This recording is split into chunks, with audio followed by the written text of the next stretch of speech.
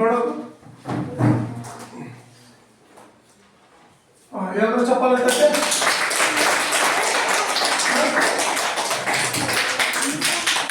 ಈಗ ಗಮನ ಕೊಡಿ, ಮಾತಾಡಬಾರ್ದು. ನೀವು ಸ್ಟಾರ್ಟ್ ಮಾಡ್ತಾ ಇದ್ದೀನಿ, ಇಷ್ಟೊತ್ತು ಆಯಿತು. ಕೈ ಕಟ್ಟಿ ಎಲ್ಲರೂ. ಇವತ್ತು ನಾವು ರೋಜಾ ಬಗ್ಗೆ ಮಾತಾಡೋಣ. ರಂಜಾನ್ ತಿಂಗಳು ಅಲ್ವಾ? ಈ ತಿಂಗಳು ರಂಜಾನ್ ಇರೋದಕ್ಕೆ ಎಲ್ಲ ಮಕ್ಕಳು ರೋಜಾ ಇದ್ದೀರ. ಅರ್ಥ ಆಗ್ತಾ ಇದೆಯಾ?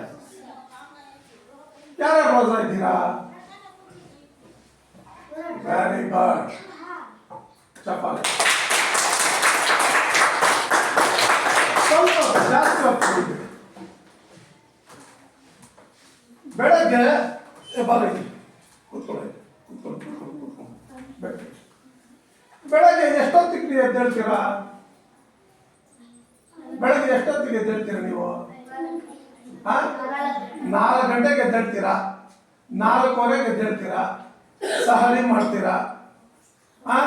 ಏನು ಮನೆಯಲ್ಲಿ ಮಾಡಿದ್ದು ತಿಂದುಬಿಟ್ಟು ಮತ್ತೆ ಸಾಯಂಕಾಲ ಎಷ್ಟೊತ್ತಿಗೆ? 6 ಗಂಟೆ ಮೇಲೆ ನೀವು ಉಪವಾಸನ ಬಿಡ್ತೀರಾ, ಸಹರಿ ಮಾಡಿ. ಇದು ಇಫ್ತಿಯಾರ್ ಮಾಡಿ ಅಲ್ವಾ? ಬೆಳಗ್ಗೆ ಸಹರಿ ಮಾಡ್ತೀರಾ, ಸಾಯಂಕಾಲ ಇಫ್ತಿಯಾರ್ ಮಾಡಿ ನೀವು ರೋಜಾನ ಬಿಡ್ತೀರ. ಅರ್ಥ ಆಯ್ತಾ? ಇದ್ರ ಮಧ್ಯದಲ್ಲಿ ನೀವು ಏನಾದ್ರೂ ತಿಂತೀರಾ? ಏನು ತಿನ್ನಲ್ಲ. ಈ ಕಡೆ ಗಮನ ಕೊಡಬೇಕು, ಗಲಾಟೆ ಮಾಡಬಾರ್ದು. क्या भी खाती क्या तुम्हें? क्या भी खाती? ನೀರು ಕೂಡ ಕುಡಿಯಲ್ಲ, ಅನ್ನ ತಿನ್ನಲ್ಲ, ತರಕಾರಿ ವಸ್ತುಗಳು ತಿನ್ನಲ್ಲ, ಹಣ್ಣು ಹಂಪಲುಗಳು ತಿನ್ನಲ್ಲ, ಬಾಯಲ್ಲಿ ಬೆರಳು ಕೂಡ ಇಡೋದಿಲ್ಲ. ಅಷ್ಟು ಸ್ಟ್ರಿಕ್ಟ್ ಆಗಿ ಉಪವಾಸ ನೀವು ಮಾಡ್ತೀರಾ. ಈ ಕಡೆ ಗಮನ ಕೊಡೋ. ಅರ್ಥ ಆಗ್ತಾ ಇದೆಯಾ? ನೀವೆಲ್ಲ ಇವಾಗಿಂದಾನೇ ಉಪವಾಸ ಈ ರೀತಿ ಅಭ್ಯಾಸ ಮಾಡಿದ್ರೆ, ನೀವು ದೊಡ್ಡವರಾದ್ರೆ ಅದು ನಿಮ್ಗೆ ಒಳ್ಳೇದು. ಅದನ್ನ ಹಂಗೆ ಕಂಟಿನ್ಯೂ ಮಾಡ್ಕೊಂಡು ಹೋಗ್ತೀರ. ಉಪವಾಸ ಇದ್ರೆ ಒಳ್ಳೇದ ಕೆಟ್ಟದ್ದ? ಒಳ್ಳೇದು. ಜೀರ್ಣಶಕ್ತಿ ಚೆನ್ನಾಗಾಗುತ್ತೆ. ಅರ್ಥ ಆಯ್ತಾ? ನಮ್ಮ ಜಠರಾಗ್ನಿ ಚೆನ್ನಾಗಿ ಕೆಲಸ ಮಾಡುತ್ತೆ. ಆಮೇಲೆ ರೋಗಗಳು ಬರಲ್ಲ. BP ಬರಲ್ಲ, ಶುಗರ್ ಬರಲ್ಲ, ಥೈರಾಯ್ಡ್ ಬರಲ್ಲ, ಕ್ಯಾನ್ಸರ್ ಬರಲ್ಲ, ಸಾಂಕ್ರಾಮಿಕ ರೋಗಗಳು ಬರಲ್ಲ. ಕೈ ಕಾಲು ನೋವು, ತಲೆ ನೋವು, ಕಣ್ಣು ದೃಷ್ಟಿ, ಕಿವಿ, ಮೂಗು, ನಾಲಿಗೆ ಯಾವ ರೋಗನೂ ಬರಲ್ಲ. ರೋಗ ನಿರೋಧಕ ಶಕ್ತಿ ನಮ್ಮಲ್ಲಿ ಹೆಚ್ಚಾಗುತ್ತೆ. ಅರ್ಥ ಆಯ್ತಾ? ಅಂದ್ರೆ ಸ್ವಲ್ಪ ಕಷ್ಟ, ಮಕ್ಕಳಿಗೆ ಕಷ್ಟ, ದೊಡ್ಡವರಿಗೇನೋ ಕಷ್ಟ ಏನೋ ಅದು ಇಲ್ಲ. ಅಭ್ಯಾಸ ಆಗುತ್ತೆ. 1ನೇ ರೋಜಾದಲ್ಲಿ ಸ್ವಲ್ಪ ಕಷ್ಟ ಆಗುತ್ತೆ, 2ನೇ ರೋಜಾ ಕಷ್ಟ ಆಗುತ್ತೆ, 3ನೇ ರೋಜಾ ಕಷ್ಟ. ಆಮೇಲೆ ಅದು ಕಂಟಿನ್ಯೂ ಆಗಿ ಅಭ್ಯಾಸ ಆಗುತ್ತೆ. ನೀರು ಕುಡಿಯಲ್ಲ, ಹಣ್ಣು ಹಂಪಲು ತಿನ್ನಲ್ಲ, ಅನ್ನನೂ ತಿನ್ನಲ್ಲ, ಬಾಯಲ್ಲಿ ಬೆರಳು ಕೂಡ ಇಡಲ್ಲ, ಎಂಜು ಕೂಡ ನುಂಗಲ್ಲ ನೀವು. ಅರ್ಥ ಆಗ್ತಾ ಇದೆಯಾ? ಎಷ್ಟು ಕಷ್ಟ ಅಲ್ವಾ? ಅದೇ ರೀತಿ ನಮ್ಮ ಹಿಂದೂ ಧರ್ಮದಲ್ಲಿ ಕೂಡ ಉಪವಾಸ ಇರ್ತಾರೆ. ಯಾವಾಗ ಉಪವಾಸ ಇರೋದು? ಶಿವರಾತ್ರಿ ಡೇ. ಶಿವರಾತ್ರಿ ಉಪವಾಸ ಇರ್ತೀರಾ. ಏಕಾದಶಿ, ಶ್ರಾವಣ ಶನಿವಾರಗಳು ಅಂತಾರೆ, ಆವಾಗಿರ್ತಾರೆ. ಇನ್ನು ಮಧ್ಯದಲ್ಲಿ ಬೇರೆ ಬೇರೆ ಹಬ್ಬಗಳು ಬರುತ್ತೆ. ಆ ಹಬ್ಬಗಳಲ್ಲಿ ಕೂಡ ಅವರು ಉಪವಾಸ ಇರ್ತಾರೆ. ಅದೇ ರೀತಿ ಜೈನ ಧರ್ಮದಲ್ಲಿ ಕೂಡ ಉಪವಾಸ ಇರ್ತಾರೆ, ಬೌದ್ಧ ಧರ್ಮದಲ್ಲಿ ಕೂಡ ಇರ್ತಾರೆ, ಕ್ರೈಸ್ತ ಧರ್ಮದಲ್ಲಿ ಕೂಡ ಇರ್ತಾರೆ, ಸಿಖ್ ಧರ್ಮದಲ್ಲಿ ಕೂಡ ಅವರು ಇರ್ತಾರೆ. ಏನೋ ಉಪವಾಸ ಇರ್ತಾರೆ. ಉಪವಾಸ ಇರೋದು ತುಂಬಾ ಒಳ್ಳೆಯದು. ಸರಿ, ಉಪವಾಸ ನಾವೆಲ್ಲ ಇರ್ತೀವಿ. 30 ದಿವಸಗಳಾದ್ಮೇಲೆ ಹಬ್ಬನ ನಾವು ಆಚರಣೆ ಮಾಡ್ತೀವಿ. ಅದು ಎಲ್ಲರೂ ನಿಮ್ಗೆ ಗೊತ್ತು. ಉಪವಾಸ ಆಮೇಲೆ ನಾವು ಇರೋದಿಲ್ಲ. ಚಂದ್ರ ನೋಡಿದ ಮೇಲೆ ನಾವು ಉಪವಾಸನ ಬಿಟ್ಟು ಮಾರನೇ ದಿವಸ ಹಬ್ಬವನ್ನು ಮಾಡ್ತೀವಿ, ರಂಜಾನ್. ಅದು ನಿಮ್ಗೆಲ್ಲರಿಗೂ ಗೊತ್ತು.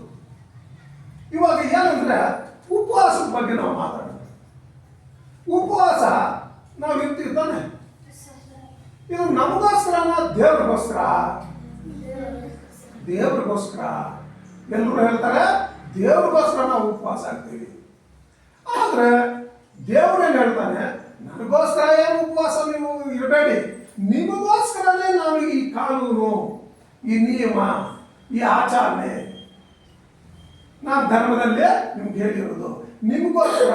ನನಗೆ ದೇವ್ರಿಗೆ ನಾವು ಉಪವಾಸ ಇಟ್ಟರೆ ದೇವ್ರಿಗೆ ಲಾಭ ಬರುತ್ತಾ? ಬರಲ್ಲ. ಆದ್ರೆ ದೇವ್ರ ಭಕ್ತಿ, ದೇವ್ರು ನಮಗೋಸ್ಕರನೇ ಇಟ್ಟಿರೋದು.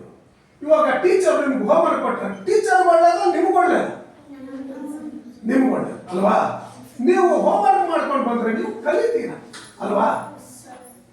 ನನಗೇನಾದ್ರೂ ಲಾಭನಾ? ನಿಮಗೋಸ್ಕರನೇ ಲಾಭ. ಏನು ಹೋಮ್ವರ್ಕ್ ಕೊಟ್ಟರು ನೀವು, ಅದೇ ದೇವರು ನಮ್ಗೆ ಉಪವಾಸ ಕೊಟ್ಟಿದ್ದಾನೆ. ನೀವು ಈ ರೀತಿ ಇರಿ, ಏನು ತಿನ್ಬೇಡಿ, ಸೂರ್ಯ ಹುಟ್ಟೋಕೆ ಮುಂಚೆ ನೀವು ಊಟ ಮಾಡಿ, ಸೂರ್ಯ ಮುಳುಗಿದ ಮೇಲೆ ನೀವು ಉಪವಾಸ ಮಾಡಿ. ಈ ರೀತಿ 30 ದಿವಸ ಇಲ್ಲಿ ವರ್ಷ ಎಲ್ಲ ನೀವು ಏನೇನೋ ತಿಂತೀರಾ ಸಾಧ್ಯ. ಈ ಕಡೆ ಗಮನ ಕೊಡಿ. ವರ್ಷ ಎಲ್ಲ ನೀವೇನೇನೋ ತಿಂತೀರಾ ನೀವು. ಒಂದು ತಿಂಗಳಾದ್ರೂ ನೀವು ಉಪವಾಸ ಆಗಿ 2 ಹೊತ್ತು ತಿನ್ನಿ, 1 ಹೊತ್ತು ಬಿಡಿ. ಮಧ್ಯದಲ್ಲಿ ಇವಾಗ ಕೆಲವರು ವರ್ಷ ಎಲ್ಲ ಪಾನಿ ಚಂದಂತೆ, ಮಾನಿ ಚಂದಂತೆ, ಅದು ಏನೇನೋ ಹೆಸರು ನಮ್ಗೆ ಗೊತ್ತಿಲ್ಲ. ಸಾರಾಯಿ ಕುಡಿತಾರೆ, ಬೀಡಿ ಕುಡಿತಾರೆ, ಸಿಗರೇಟ್. ನೀವು ಮಕ್ಕಳು ಕುಡಿಯಲ್ಲ, ದೊಡ್ಡವರು ಅದೆಲ್ಲ ಕೆಲವರು ಚಟಗಳು ಇಟ್ಕೊಂಡಿರ್ತಾರೆ ಅಲ್ವಾ? ಬೇಕರಿ ಐಟಮ್ಗಳು ತಿಂತಾ ಇರೋದು, ಟಿವಿ ನೋಡ್ತಾ ಇರೋದು, ಮೊಬೈಲ್ ನೋಡೋದು, ಮೊಬೈಲ್ನಲ್ಲಿ ನೋಡ್ತಾ ಇರೋದು, ಏನೋ ಚಿಪ್ಸ್ ತಿನ್ನೋದು, ಬಿಸ್ಕೆಟ್ ತಿನ್ನೋದು, ಅದು ಏನೇನೋ ಬೇಕರಿ ಐಟಮ್ಗಳು, ಮುರುಕುಗಳು, ಮಿಕ್ಚರ್ಸ್, ಅದು ಇದು ತಿಂತಾ ಇರೋದು. ಅದೇನಾಗುತ್ತೆ? ಹೊಟ್ಟೆ ಕೆಟ್ಟಾಗುತ್ತೆ. ಟಿವಿ ನೋಡ್ತಾ ಇರೋದು, ಆ ಟಿವಿ ಕಡೆ ನೋಡ್ತಾ ಇರೋದು, ತಿಂತಾ ಇರೋದು. ಆ ರೀತಿ ತಿನ್ನಬಾರ್ದು. ಈ ಅಭ್ಯಾಸಗಳೆಲ್ಲ ಬಿಡಬೇಕು ಅಂತಾನೆ. ಅದೆಲ್ಲ ತಿಂದು ನಮ್ಮ ದೇಹದಲ್ಲಿ ಕೊಲೆಸ್ಟ್ರಾಲ್, ಕೊಬ್ಬು ಜಾಸ್ತಿ ಆಗುತ್ತೆ. ಅರ್ಥ ಆಯ್ತಾ? ರಕ್ತ ಕೆಟ್ಟೋಗುತ್ತೆ, ಆರೋಗ್ಯ ಹದಗೆಡುತ್ತೆ, ಅವರ ರೋಗಗಳು ಬರುತ್ತೆ. ಈ ರೀತಿ ಉಪವಾಸ ಇದ್ದು ಎಷ್ಟು ತಿನ್ನಬೇಕು, ಯಾವ ಆಹಾರ ತಿನ್ನಬೇಕು, ಈ ದುರಭ್ಯಾಸಗಳಿರುತ್ತಲ್ಲ, ಈ ಬೀಡಿ, ಸಿಗರೇಟು, ಪಾನ್ ಪರಾಗು, ಮಾನಿ ಚಂದ್ ಏನೋ ಹೇಳ್ತಾರಲ್ಲ, ಇದೆಲ್ಲ ಬಿಟ್ಬಿಡ್ತಾರೆ ಈ ರೋಜಾ ಇದ್ದಾಗ. ಅದನ್ನ ಹಂಗೆ ಕಂಟಿನ್ಯೂ ಮಾಡ್ಕೊಂಡ್ರೆ ಅವರ ಆರೋಗ್ಯ ಚೆನ್ನಾಗಿರುತ್ತೆ. ಮತ್ತೆ 30 ದಿವಸ ಆದ್ಮೇಲೆ ಅದು ನಾವು ತಿಂತೀವಿ ಅಂದ್ರೆ ಏನು ಮಾಡಕ್ಕೂ ಆಗಲ್ಲ. ಅರ್ಥ ಆಗ್ತಾ ಇದೆ? ಇವಾಗ ಬೀಡಿ ಯಾರಾದ್ರೂ ಕುಡಿತಾರ, ಹೊಗೆ ಬಂದ್ರೆ ಎಷ್ಟು ನಮ್ಗೆ ಕೆಟ್ಟ ವಾಸನೆ ಬರುತ್ತೆ ಅಲ್ವಾ? ಕೆಲವರು ಹಿಂಗೆ ಕೈ ಹಿಂಗಲ್ಲಿ ಆಗ್ಬಿಟ್ಟು ಅದೇನದು ಹಂಸು ನೋಡಿ, ನೀವು ಚೆನ್ನಾಗಿ ನನಗೆ ಬರ್ತಲ್ಲ ಬಿಡಿ, ಈ ಹಂಸು ಹಿಂಗೆ ಅಂದ್ಬಿಟ್ಟು ಹಿಂಗೆ ಹಾಕ್ತಾರೆ. ಅದು ತಿಂದ್ರೆ ಏನಾಗುತ್ತೆ? ಕ್ಯಾನ್ಸರ್ ಬರುತ್ತೆ, ಗೊತ್ತಾ? ಬೀಡಿ ಕುಡಿದ್ರೆ ಏನಾಗುತ್ತೆ? ಶ್ವಾಸಕೋಶಗಳಲ್ಲಿ ಆ ಹೊಗೆ ತುಂಬಿಕೊಂಡು ನಮ್ಮ ಶ್ವಾಸಕೋಶಗಳು ಹಾಳಾಗುತ್ತೆ, ಕೆಮ್ಮು ಬರುತ್ತೆ, ಆಸ್ತಮಾ ಬರುತ್ತೆ, TB ರೋಗ ಬರುತ್ತೆ. ಅರ್ಥ ಆಯ್ತಾ? ಇರ್ತಿ ನಾವು ಏನ್ ತಿನ್ಬೇಕು? ಹಾಲು, ತುಪ್ಪ, ಮೊಸರು, ಮಜ್ಜಿಗೆ, ತರಕಾರಿ, ಹಣ್ಣು, ಹಂಪಲು, ಅಕ್ಕಿ, ಗೋಧಿ, ಬೇಳೆ, ಸಿರಿಧಾನ್ಯಗಳು, ಬೆಲ್ಲ. ಸಕ್ಕರೆ ಜಾಸ್ತಿ ತಿನ್ಬಾರ್ದು, ಬೆಲ್ಲ ತಿನ್ಬೇಕು, ಕಪ್ ಹಾಲು ಕುಡಿಬೇಕು, ನಿಂಬೆ ಹಣ್ಣು ಜ್ಯೂಸ್, ಮಜ್ಜಿಗೆ, ಹಣ್ಣು ಹಂಪಲುಗಳ ರಸಗಳು ಕುಡಿಬೇಕು. ಅರ್ಥ ಆಯ್ತಾ? ಇಂಥದ್ದೆಲ್ಲ ನಾವು ತಿನ್ನೋದು ಒಳ್ಳೇದು. ಅದನ್ನ ಬಿಟ್ಬಿಟ್ಟು ನಾವು ಬೀರ್ ಕುಡಿತೀವಿ, ಸಾರಾಯಿ ಕುಡಿತೀವಿ, ಹನ್ಸ್ ತಿಂತೀವಿ, ಬಿಡಿ ಸೇರ್ತೀವಿ, ಸಿಗರೇಟ್ ಸೇರ್ತೀವಿ. ಇದೆಲ್ಲ ಒಳ್ಳೇದಾ ದೇಹಕ್ಕೆ? ನಮ್ಮ ಆರೋಗ್ಯಕ್ಕೆ ಒಳ್ಳೇದಾ? ಇಲ್ಲ, ಆರೋಗ್ಯಕ್ಕೆ ಒಳ್ಳೇದಲ್ಲ. ಅದಕ್ಕೆ ದೇವರು ನಮಗೆ ನನಗೋಸ್ಕರ ಅಲ್ಲ, ನಿಮಗೋಸ್ಕರ ನಾನು ಇಟ್ಟಿರೋದು. ರೋಜಾ ಯಾರಿಗೋಸ್ಕರ? ನಿಮಗೋಸ್ಕರ, ನಮಗೋಸ್ಕರ, ಜನರಿಗೋಸ್ಕರ. ದೇವರಿಗೆ ಏನು ಅದು ಅವಶ್ಯಕತೆ ಇಲ್ಲ. ಏನ್ ದೇವರು ಕಾನೂನು ಮಾಡಿದ್ದಾರೆ, ನಮಾಜ್ ಮಾಡುವಂತಾನೆ ನಮಗೋಸ್ಕರ, ರೋಜಾ ಇದು ಅಂತಾನೆ ನಮಗೋಸ್ಕರ, ಹಜ್ಗೆ ಹೋಗಂತಾನೆ ನಮಗೋಸ್ಕರ, ಉಮ್ರಾಗ್ ಹೋಗಂತಾನೆ ನಮಗೋಸ್ಕರ, ಜಕಾತ್ ಕೊಡುವಂತಾನೆ ನಮಗೋಸ್ಕರ. ನಿಮ್ಮ ಒಳ್ಳೆಯದಕ್ಕೆ ಇದೆಲ್ಲ ಇಟ್ಟಿರೋದು. ಅರ್ಥ ಆಯ್ತಾ? 5 ಸಲ ನಮಾಜ್ ಮಾಡಬೇಕು, ಮಸ್ಜಿದ್ಗೆ ಹೋಗ್ಬೇಕು. ಯಾರಿಗೋಸ್ಕರ? ದೇವರಿಗೋಸ್ಕರ ಅಲ್ಲ, ನಮಗೋಸ್ಕರನೇ. ನಾನು ಹೇಳಿಲ್ವಾ, ಹೋಮ್ವರ್ಕ್ ಕೊಡೋದು ನಿಮಗೆ ಯಾರಿಗೋಸ್ಕರ? ನಿಮಗೋಸ್ಕರ, ನನಗೋಸ್ಕರ. ಅದೇ ರೀತಿ ದೇವರು ಏನು ಕಾನೂನು ಕೊಟ್ಟಿದ್ದಾನೆ ಎಲ್ಲ ನಮಗೋಸ್ಕರನೇ, ಹಮಾರ ವಾಸನೆ. ಅರ್ಥ ಆಗ್ತಾ ಇದೆಯಾ? ಎಲ್ಲ ನಮಗೋಸ್ಕರ. ದೇವರಿಗೆ ಏನು ಅವಶ್ಯಕತೆ ಇಲ್ಲ. ಅರ್ಥ ಆಯ್ತಾ? ದೇವರು ಈ ಸೃಷ್ಟಿಯನ್ನು ಸೃಷ್ಟಿ ಮಾಡ್ದ ಅವನು ಪುರುಷೋತ್ತಮ. ಅರ್ಥ ಆಯ್ತಾ? ಅವನಿಗೆ ಯಾವುದು ಅವಶ್ಯಕತೆ ಇಲ್ಲ. ಅರ್ಥ ಆಗ್ತಾ ಇದೆಯಾ? ಇವಾಗ ಇನ್ನೊಂದು, ಇವಾಗ ಬರೀ ಹೊಟ್ಟೆಗೆ ಊಟ ಒಂದೊತ್ತು ನಾವು ತಿನ್ನಲ್ಲ. ಬೆಳಗ್ಗೆ ಸ್ವಲ್ಪ ತಿಂತೀವಿ, ತಿನ್ನಕ್ಕಾಗಲ್ಲ. ಸಾಯಂಕಾಲನೂ ತಿನ್ನಕ್ಕಾಗಲ್ಲ. ಹಣ್ಣು ಹಂಪಲು ಸಮೋಸ ಗಂಜಿ ಅದು ಕುಡಿದು ಬಿಟ್ಟು ಮತ್ತೆ ಬೆಳಗ್ಗೆ ಹಿಂಗೆ 30 ದಿವಸ ನಾವು ಕಂಟಿನ್ಯೂ ಮಾಡ್ತೀವಿ. ಬರೀ ಹೊಟ್ಟೆಗೋಸ್ಕರ ರೋಜಾ? ಇನ್ನೇನಕ್ಕೆ ರೋಜಾ ಇರ್ಬೇಕು ನಾವು? ಬುದ್ಧಿವಂತರ ಯಾರಾದ್ರೂ ಇದ್ರೆ ಕೈ ಎತ್ತಿ ಹೇಳಿ, ಎದ್ದು ನಿಂತ್ಕೊಂಡಿರಿ. ಬರೀ खाली पेट का असर की रोजा हम रखना सर।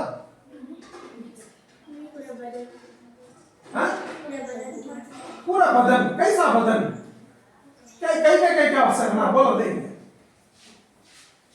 बरी ಹೊಟ್ಟೆಗೋಸ್ಕರ ರೋಜಾ. ಇವಾಗ ಶಿವರಾತ್ರಿಯಲ್ಲಿ ಉಪವಾಸ ಇರ್ತೀರಾ, ಶ್ರಾವಣ ಮಾಸದಲ್ಲಿ ಉಪವಾಸ ಇರ್ತೀರಾ, ಏಕಾದಶಿ ದಿವಸದಲ್ಲಿ ಉಪವಾಸ ಇರ್ತಾರೆ ಅಲ್ವಲ್ರ? ಹಿಂದೂಗಳು ಇರ್ತಾರತಾನೆ, ಅದೇ ರೀತಿ ಬೇರೆ ಬೇರೆ ಧರ್ಮವರು ಇರ್ತಾರೆ. ಬರೀ ಹೊಟ್ಟೆಗೋಸ್ಕರ ನಾವು ಉಪವಾಸ? ಇನ್ನು ಏನೇನಕ್ಕೋಸ್ಕರ ಉಪವಾಸ ಇರ್ಬೇಕು ನಾವು ನಮ್ಮ ದೇಹದಲ್ಲಿ? ಯಾರಾದ್ರೂ ಬುದ್ಧಿವಂತಿದ್ರೆ ಹೇಳಿ, ಬೇರೆ ಹೇಳಮ್ಮ. ನಮ್ಮ ಒಳ್ಳೇದಕ್ಕೆ ಗೊತ್ತು, ಹೊಟ್ಟೆಗೆ ಊಟ ತಿಂದಿಲ್ಲ ಅದೊಂದು ಉಪವಾಸ. ಇನ್ನು ನಮ್ಮ ದೇಹದಲ್ಲಿ ಏನೇನೋ ಇದೆ ಪಂಚೇಂದ್ರಿಯಗಳು, ಆ ಇಂದ್ರಿಯಗಳ ಉಪವಾಸ ನಾವು ಮಾಡಬೇಕು. ಆ ಇಂದ್ರಿಯಗಳಿಗೆ ನಾವು ಉಪವಾಸ ಮಾಡಬೇಕು. ಕೈ ಕಟ್ಟಬೇಕು, ಕೈ ಕಟ್ಟ ಹೇಳ. ಏನ ನಿನ್ನ ಹೆಸರು? ಮನವಿಕ್ ಹೇಳ.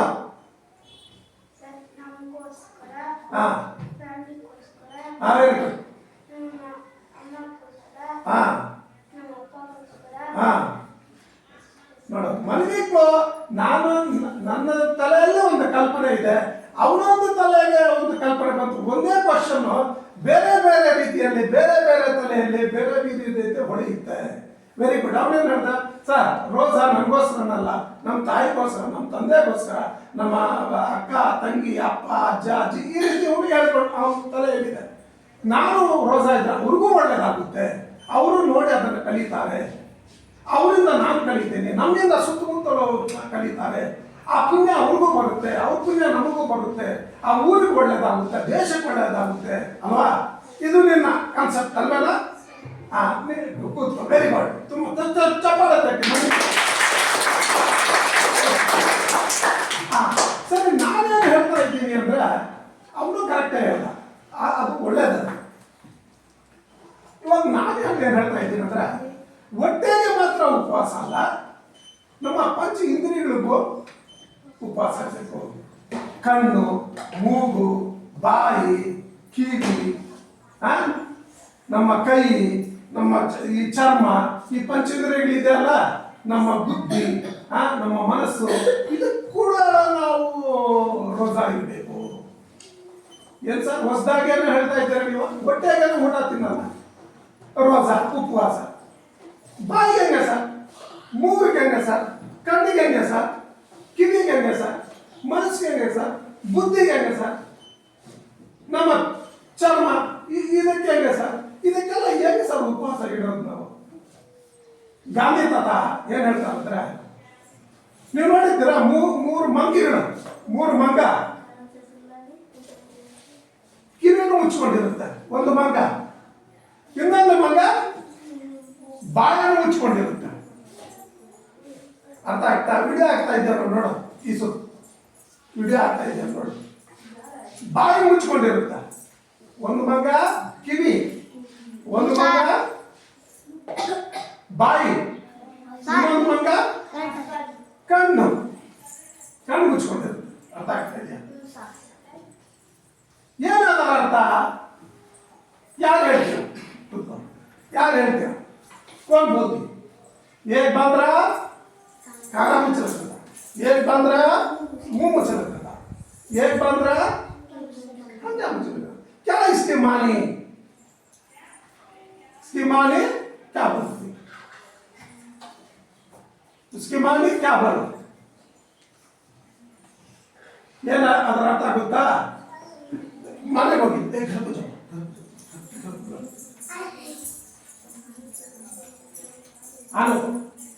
ಅದರ ಅರ್ಥ ಏನು ಗೊತ್ತಾ? ಬಾಯಿ ಹಿಂಗ್ ಮುಚ್ಕೊಂಡಿರುತ್ತೆ ಒಂದು ಮಂಗ, ನಾವು ಬಾಯಿಂದ ಯಾವತ್ತೂ ಕೆಟ್ಟದ್ದು ಮಾತಾಡಬಾರ್ದು, ಇನ್ನೊಬ್ಬರಿಗೆ ಬೈಬಾರ್ದು, ಬೇರೆಯವ್ರಿಗೆ ನೋವಾದಂಗೆ ನಾವು ಮಾತಾಡಬಾರ್ದು. ಇಲ್ಲಿ ನೋಡ್ರ ಏನು ಮಂಗ ಹಿಂಗ್ ಮುಚ್ಕೊಂಡಿರುತ್ತಂದ್ರೆ ನಾವು ಬಾಯಿಂದ ಬೇರೆಯವ್ರಿಗೆ ಬೈಬಾರ್ದು, ದೂಷಿಸಬಾರ್ದು, ಏನು ಬೇರೆ ರೀತಿ ಅಹಂಕಾರದಿಂದ ಮಾತಾಡಬಾರ್ದು. ಅರ್ಥ ಆಗ್ತಾ ಇದೆಯಾ? ಕೊಬ್ಬಿಂದ ಮಾತಾಡಬಾರ್ದು, ಗರ್ವದಿಂದ ಮಾತಾಡಬಾರ್ದು, ಕೋಪದಿಂದ ಮಾತಾಡಬಾರ್ದು, ಬೇರೆಯವ್ರಿಗೆ ನೋವಾದಂಗೆ ನಾವು ಯಾವ ರೀತಿ ಬಾಯಿಂದ ಮಾತಾಡಬಾರ್ದು. ಏನ್ ಮಾತಾಡಿದ್ರು ಒಳ್ಳೇದೇ ಮಾತಾಡಬೇಕು, ಕೆಟ್ಟದ್ದು ಮಾತಾಡಬಾರ್ದು.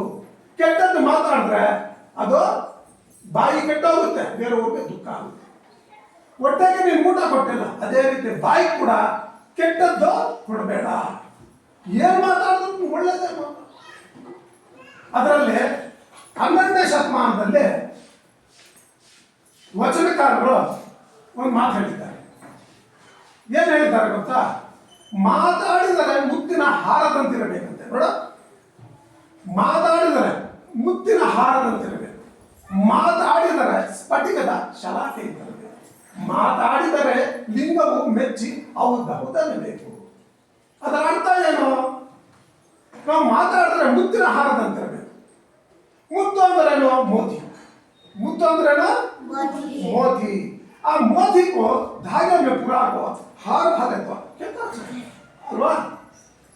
ಸುಂದರವಾಗಿರುತ್ತೆ ಅಲ್ವಾ? ಆ ರೀತಿ ನಮ್ಮ ಮಾತಿಂದ, ನಮ್ಮ ಬಾಯಿಂದ ಮಾತುಗಳು ಬಂದ್ರೆ ಮುತ್ತು ತರ ಇರಬೇಕು, ಹೊಳಿತಾ ಇರಬೇಕು, ಫಳ ಅನ್ಬೇಕು.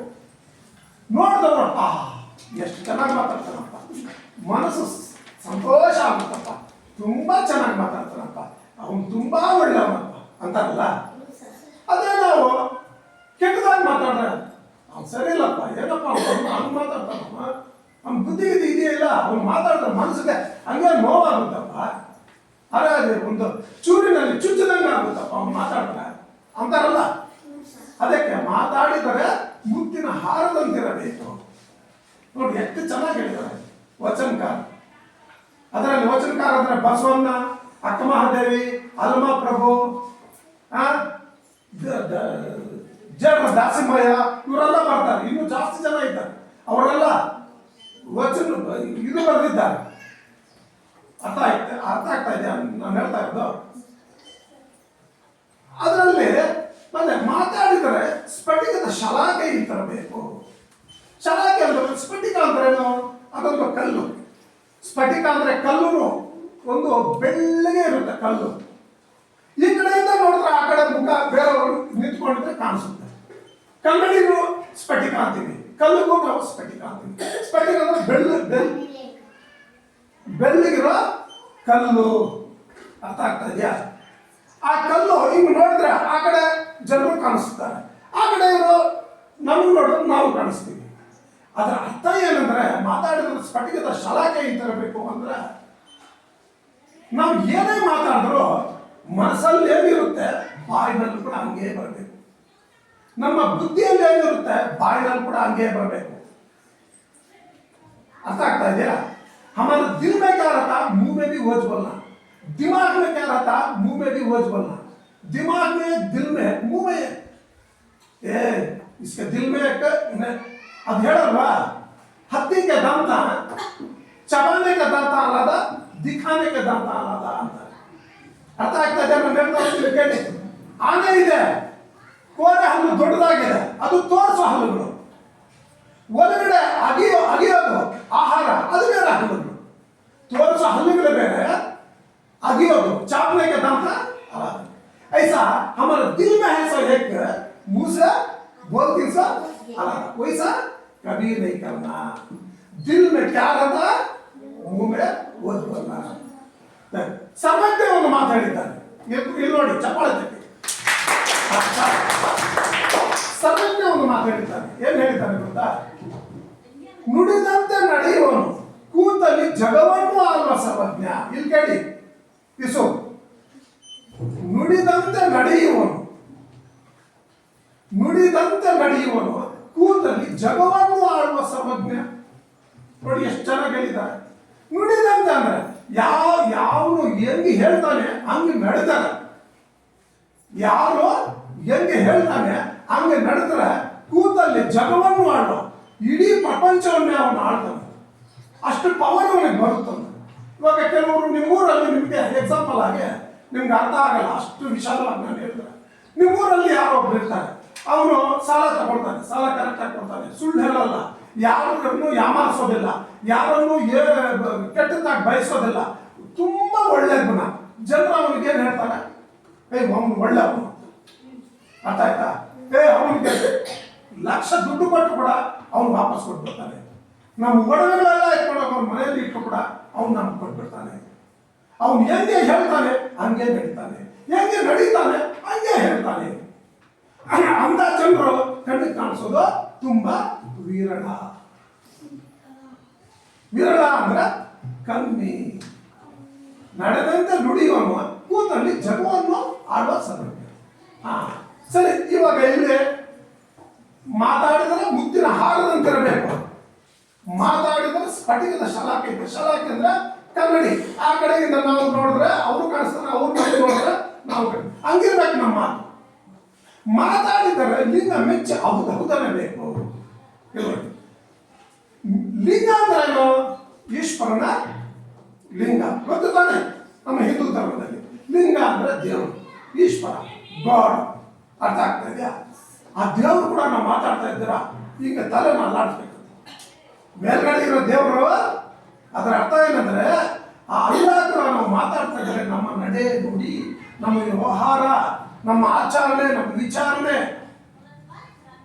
ದೇವ್ರು ಏನ್ ಮಾಡ್ತಾನೆ ತಲೆ ಅಲ್ಲಾಡಿಸ್ತಾರೆ. ದೇವರೇ ತಲೆ ಅಲ್ಲಾಡಿಸಿದ್ರೆ ಅವನಿಗೆ ಎಷ್ಟು ಒಂದು ದೊಡ್ಡವರು. ಅರ್ಥ ಆಗ್ತಾ ಇದೆಯಾ? ನಮ್ಮ ಮಾತು ಹೆಂಗಿರ್ಬೇಕು, ನಮ್ಮ ನಡೆ ಹೆಂಗಿರ್ಬೇಕು, ದೇವರು ಕೂಡ ಹಿಂಗೆ ತಲೆ ಅಲ್ಲಾಡಿಸ್ಬೇಕು. ಅದಕ್ಕೆ ಮಾತಾಡಿದರೆ ಮುತ್ತಿನ ಹಾರದಂತಿರಬೇಕು, ಮಾತಾಡಿದರೆ ಸ್ಫಟಿಕದ ಶಲಾಕೆ ತರಬೇಕು, ಮಾತಾಡಿದರೆ ಲಿಂಗವು ಮೆಚ್ಚಿ ಹೌದಬೇಕು. ನೋಡಿ, ಬಾಯಿಗೆ ರೋಸ ನಾವು ಏನ್ ಕೊಡ್ತಾ ಇದ್ದೀವಿ, ಈ ರೀತಿ ನಾವು ಬಾಯಿಗೆ ಒಳ್ಳೆದನ್ನೇ ಮಾಡಿದ್ರೆ ಅದು ರೋಸ. ಬರೀ ಹೊಟ್ಟೆಗೆ ನಾವು ಊಟ ತಿಂದಿಲ್ಲ, ಹೊಟ್ಟೆಗೆ ಊಟ ತಿಂದೆ ನಾವು, ಇದಕ್ಕೆಲ್ಲ ಬಾಯಿನಲ್ಲಿ ಹೊಟ್ಟೆಗೆ ರೋಸ ನಾನು ಇದ್ದೀನಿ 30 ದಿವಸ. ಬೇರೆಯವ್ರ ಮಾತಿಗೆ ಎಲ್ಲರೂ ಸೇರ್ಬಿಡೋದು. ಅವ್ನು ರೋಸಾ ಇರಲ್ಲ ಬಿಡೋ, ಅವ್ನು ನಮಾಜ್ ಬರಲ್ಲ ಬಿಡೋ, ಅವ್ರ ಹತ್ರ ದುಡ್ಡಿದೆ ಅವ್ನು ಹಜ್ಗೆ ಹೋಗಲ್ಲ ಬಿಡೋ, ಅವ್ನು ಉಮ್ರಾಗ್ ಹೋಗಲ್ಲ ಬಿಡೋ, ಅವ್ನು ದೇವಸ್ಥಾನಕ್ಕೆ ಹೋಗಲ್ಲ ಬಿಡೋ, ಅವ್ನು ಪೂಜೆ ಮಾಡಲ್ಲ ಬಿಡೋ, ಅವ್ನು ದಾನ ಕೊಡಲ್ಲ ಬಿಡೋ, ಅವ್ನು ಧರ್ಮ ಕೊಡಲ್ಲ ಬಿಡೋ. ನಮ್ಗೆ ಅವಶ್ಯಕತೆ ಇದೆಯಾ? ಬೇರೆಯವ್ರಿಗೆ ನಾವು ಆ ರೀತಿ ಹೇಳಬಾರ್ದು. ನಿಂದು ನೀನು ನೋಡ್ಕೋ. ಯಾವತ್ತೂ ನಾವು ಮಾಡಿದ್ದೀವ, ನಾವು ಸೈಲೆಂಟ್ ಆಗಿರ್ಬೇಕು. ಬೇರೆಯವ್ರಿಗೆ ಅವ್ನು ಹಂಗಂತೆ, ಇವನು ಹಿಂಗಂತೆ, ಇವಳ ಹಂಗಂತೆ, ಅವಳ ಹಿಂಗಂತೆ ಅಂತ ಸೇರೋದು, ಏನೇನೋ ಮಾತಾಡೋದು, ಅವ್ರ ಮಾತುಗಳು ಇವ್ರ ಮಾತು. ಅವಾಗ ನೀನು ರೋಜ ಏನಾಗುತ್ತೆ? ರೋಜ ಅದು ಇರಲ್ಲ. ಅರ್ಥ ಆಗ್ತಾ ಇದೆಯಾ? ಆ ರೀತಿ ಮಾಡಬಾರ್ದು. ಇವಾಗ ನಾವು ರೋಜ ಇರ್ತೀವಿ, ರೋಜ ಇದ್ಬಿಟ್ಟು ಈ ರೀತಿ ಕೆಟ್ಟದೆಲ್ಲ ನಾವು ಮಾತಾಡ್ತಾ ಇದ್ರೆ ಬಾಯಿ ಕೆಟ್ಟೋಗುತ್ತೆ. ಬಾಯಿ ಕೆಟ್ಟೋದ್ರೆ ನೀವು ಹೊಟ್ಟೆ ಕ್ಲೀನಾಗಿ ಇಟ್ಕೊಂಡಿದ್ರು ಊಟ ಮಾಡಿದ್ರೆ ಬಾಯಿ ಕೆಟ್ಟೋದ್ರೆ ಮನಸ್ಸು ಕೆಟ್ಟೋಗುತ್ತೆ, ಮನಸ್ಸು ಕೆಟ್ಟೋದ್ರೆ ದೇಹ ಕೆಟ್ಟೋಗುತ್ತೆ. ನಿನ್ನ ವ್ರತ, ನಿನ್ನ ಆಚರಣೆ, ನಿನ್ನ ಭಕ್ತಿ ಎಲ್ಲ ವೇಸ್ಟ್ ಆಗುತ್ತೆ. ಅರ್ಥ ನಿಧಾನೆ. ಇವಾಗ ಕಿವಿಗೆ ಯಾವ ರೀತಿ ರೋಜ ಕೊಡೋದು ಹೇಗೆ ಹೇಳಿ? ಅವಾಗ ನಾನು ಹೇಳ್ತಲ್ಲ, ಕೆಟ್ಟದ್ದನ್ನ ಕೇಳಬಾರ್ದು. ಯಾವ ರೀತಿ ಕೆಟ್ಟದ್ದನ್ನ ಕೇಳಬಾರ್ದು? ಯಾರೋ ಬರ್ತಾನೆ, ನೀನು ಗೊತ್ತೇನೋ ಅಂತ, ತುಜ ಮಾಲಮ್ಮ ನಾವು ಏನೋ ಅನ್ನೋದು. ಅವರು ಹಿಂಗಂತೆ, ಹಂಗಂತೆ, ಅದಂತೆ, ಇದಂತೆ, ಇಷ್ಟು ದೊಡ್ಡ ಸ್ಟೋರಿಗಳೇನದು. ಕೆಲವರು ನೋಡ್ತೀನಿ ನಾನು, ಗುಂಪು ಸೇರ್ತಾರೆ, ಅವ್ರದ್ದೇನಿದೆ ಅವ್ರು ಮಾತಾಡಲ್ಲ, ಬೇರೆಯವ್ರದ್ದೇ ಮಾತಾಡ್ತಾರೆ. ನೀವು ಅಬ್ಸರ್ವ್ ಮಾಡಿದ್ದೀರಾ? ನಿಮ್ಮ ಮನೆಗಳಲ್ಲಿ ನೀವು ನೋಡಿರ್ಬೋದು. ಅರ್ಥ ಆಯ್ತಾ? ಹೆಂಗಸರು, ಗಂಡಸರು, ಮಕ್ಕಳು ಎಲ್ಲರೂ ಒಬ್ಬರು ಅಂತೇನಿಲ್ಲ, ಸೇರಿ ಬಿಟ್ಟೇನ್ ಮಾಡ್ತಾರಂದ್ರೆ ಅವ್ರ ಮಾತು ಇವ್ರ ಮಾತು ಹಂಗ ಅಷ್ಟು ಖುಷಿ ತಗೊಳ್ತಾರೆ, ಅಷ್ಟು ಮಜಾ ತಗೊಳ್ತಾರೆ. ಬೇರೆಯವ್ರದ್ದು ಕೆಟ್ಟದ್ದನ್ನು ಬಯಸೋದು, ಅವ್ರಿಗೇನಾದ್ರೂ ಕೆಡುಕುಂಟಾಗಿದ್ರೆ, ಅವ್ರಿಗೇನಾದ್ರೂ ಐಶ್ವರ್ಯ ಬಂದಿದ್ರೆ, ಇಲ್ಲ ಅವ್ರ ದರಿದ್ರ ಬಂದಿದ್ರೆ, ಇಲ್ಲ ಅವ್ರಿಗೆ ರೋಗ ಬಂದಿದ್ರೆ, ಇಲ್ಲ ಬೇರೆ ರೀತಿ ಏನೋ ಒಂದು ತೊಂದರೆ ಆಗಿದ್ರೆ, ಅವರು ಕಷ್ಟದಲ್ಲಿದ್ರೆ ಇವರು ಸಂತೋಷ ಪಡ್ತಾರೆ. ಬೇರೆಯವ್ರ ಕಷ್ಟ ಬಂದ್ರೆ ಇವ್ರ ಸಂತೋಷ. ಅದು ಒಳ್ಳೆ ಗುಣನ. ನಮ್ಮ ಶತ್ರುಗಾದ್ರೂ ಕಷ್ಟ ಬಂದ್ರೆ ನಾವು ಸಂತೋಷ ಪಡಬಾರ್ದು, ಒಳ್ಳೆಯದನ್ನೇ ಬಯಸಬೇಕು. ಅಂತ ಮಾತುಗಳು ನಾವು ಕೇಳಬಾರ್ದು, ಮಾತಾಡಬಾರ್ದು. ಅದು ತುಂಬಾ ಕೆಟ್ಟದ್ದು. ಅರ್ಥ ಆಯ್ತಾ? वो खराब दूसरे के बारे में हमें कभी नहीं बात करना. ಅಂತ ಹೇಳ್ತಾರೆ. ನಿಜ ಅಲ್ಲ ಸುಳ್ಳ? ಈ ಗುರುಗಳು ಇವಾಗ ತಾನೇ ನಿಮ್ಮಲ್ಲಿ ಬರಬೇಕು. ಬೇರೆಯವ್ರ ಮಾತು ನಮಗೆ ಬೇಡ. ಬೇರೆಯವ್ರಿಗೂ ಏನಾದ್ರೂ ಸಹಾಯ ಮಾಡೋದಿದ್ರೆ ಮಾಡೋದು.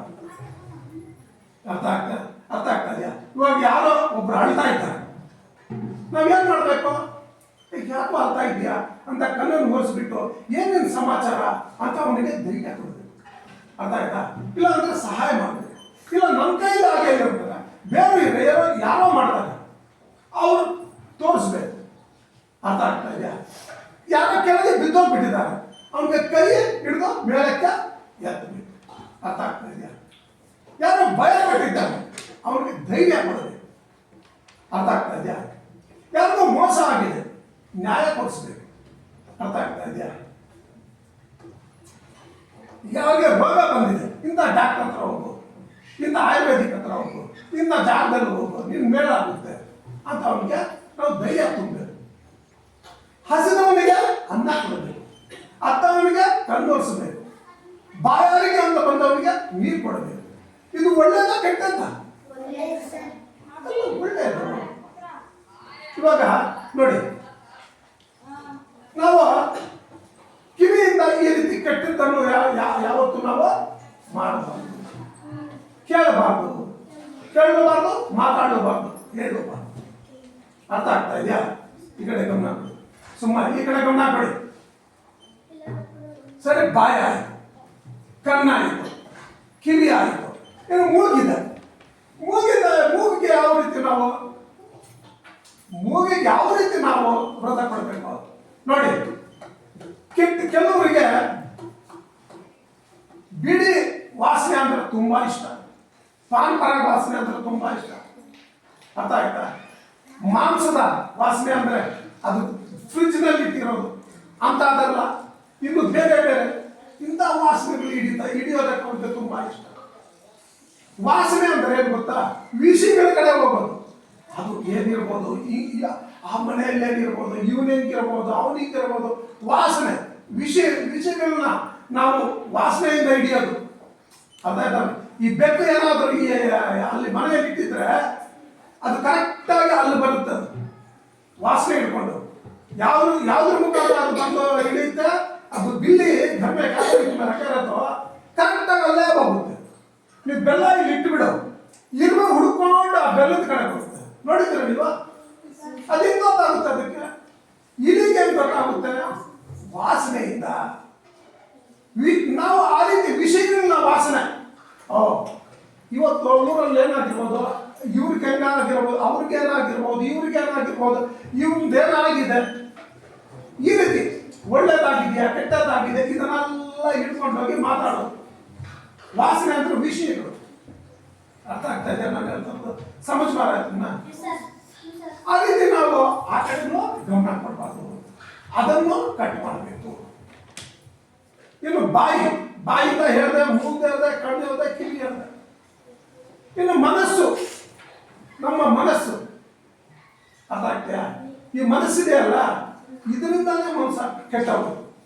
ಈ ಮನಸ್ಸಿದೆ ಅಲ್ಲ, ಆ ಮನಸ್ಸಿನಿಂದಾನೇ ಮನುಷ್ಯ ಕೆಟ್ಟೋಗೋದು. ಎಲ್ಲದಕ್ಕೂ ಮನಸ್ಸೇ ಮುಖ್ಯ. ನೋಡ, ಇವಾಗ ನೀವು ಕನ್ನಡ ಸ್ಕೂಲ್ ಮಕ್ಕಳು, ಇವತ್ತು ಶನಿವಾರ ಇಲ್ಲಿ ಪಾಠ ಮಾಡ್ತೀನಿ, ನೀವು ಬಂದ್ರ ಸ್ವಲ್ಪ ಏನೋ ದೇವ್ರ ಬಗ್ಗೆ ಹೇಳ್ತೀನಿ ನಾನು ಅಂದಿದ್ದಕ್ಕೆ ನೀವು ಬಂದ್ರ? ಯಾಕೆ ಬಂದ್ರಿ ನೀವು? ನಿಮ್ಗೆ ಮನಸ್ಸಿದೆ, ಆ ಮನಸ್ಸು ನಿಮ್ಗೆ ಹೇಳ್ತು, ಸರ್ ಏನೋ ಕರೆದಿದ್ದಾರೆ, ಹೋಗಿ ನಾವು ಕೇಳೋಣ ಅಂತ ಕೆಲವು ಮಕ್ಕಳು ಬಂದಿದ್ದೀವಿ. ಸಂತೋಷ. ಸಾರ್ ಹೇಳೋದೇನೋ, ನಾನು ಕೇಳೋದೇನೋ ಅಂತ ಮನಸ್ಸು ಬೇಜಾರಾದ್ರೆ ನೀವು ಬರ್ತೀರಾ ಇಲ್ಲೇ? ಹಂಗೆ ಹೊರಡೋಗ್ತಾ ಇದ್ರು. ಅರ್ಥ ಆಯ್ತಾ?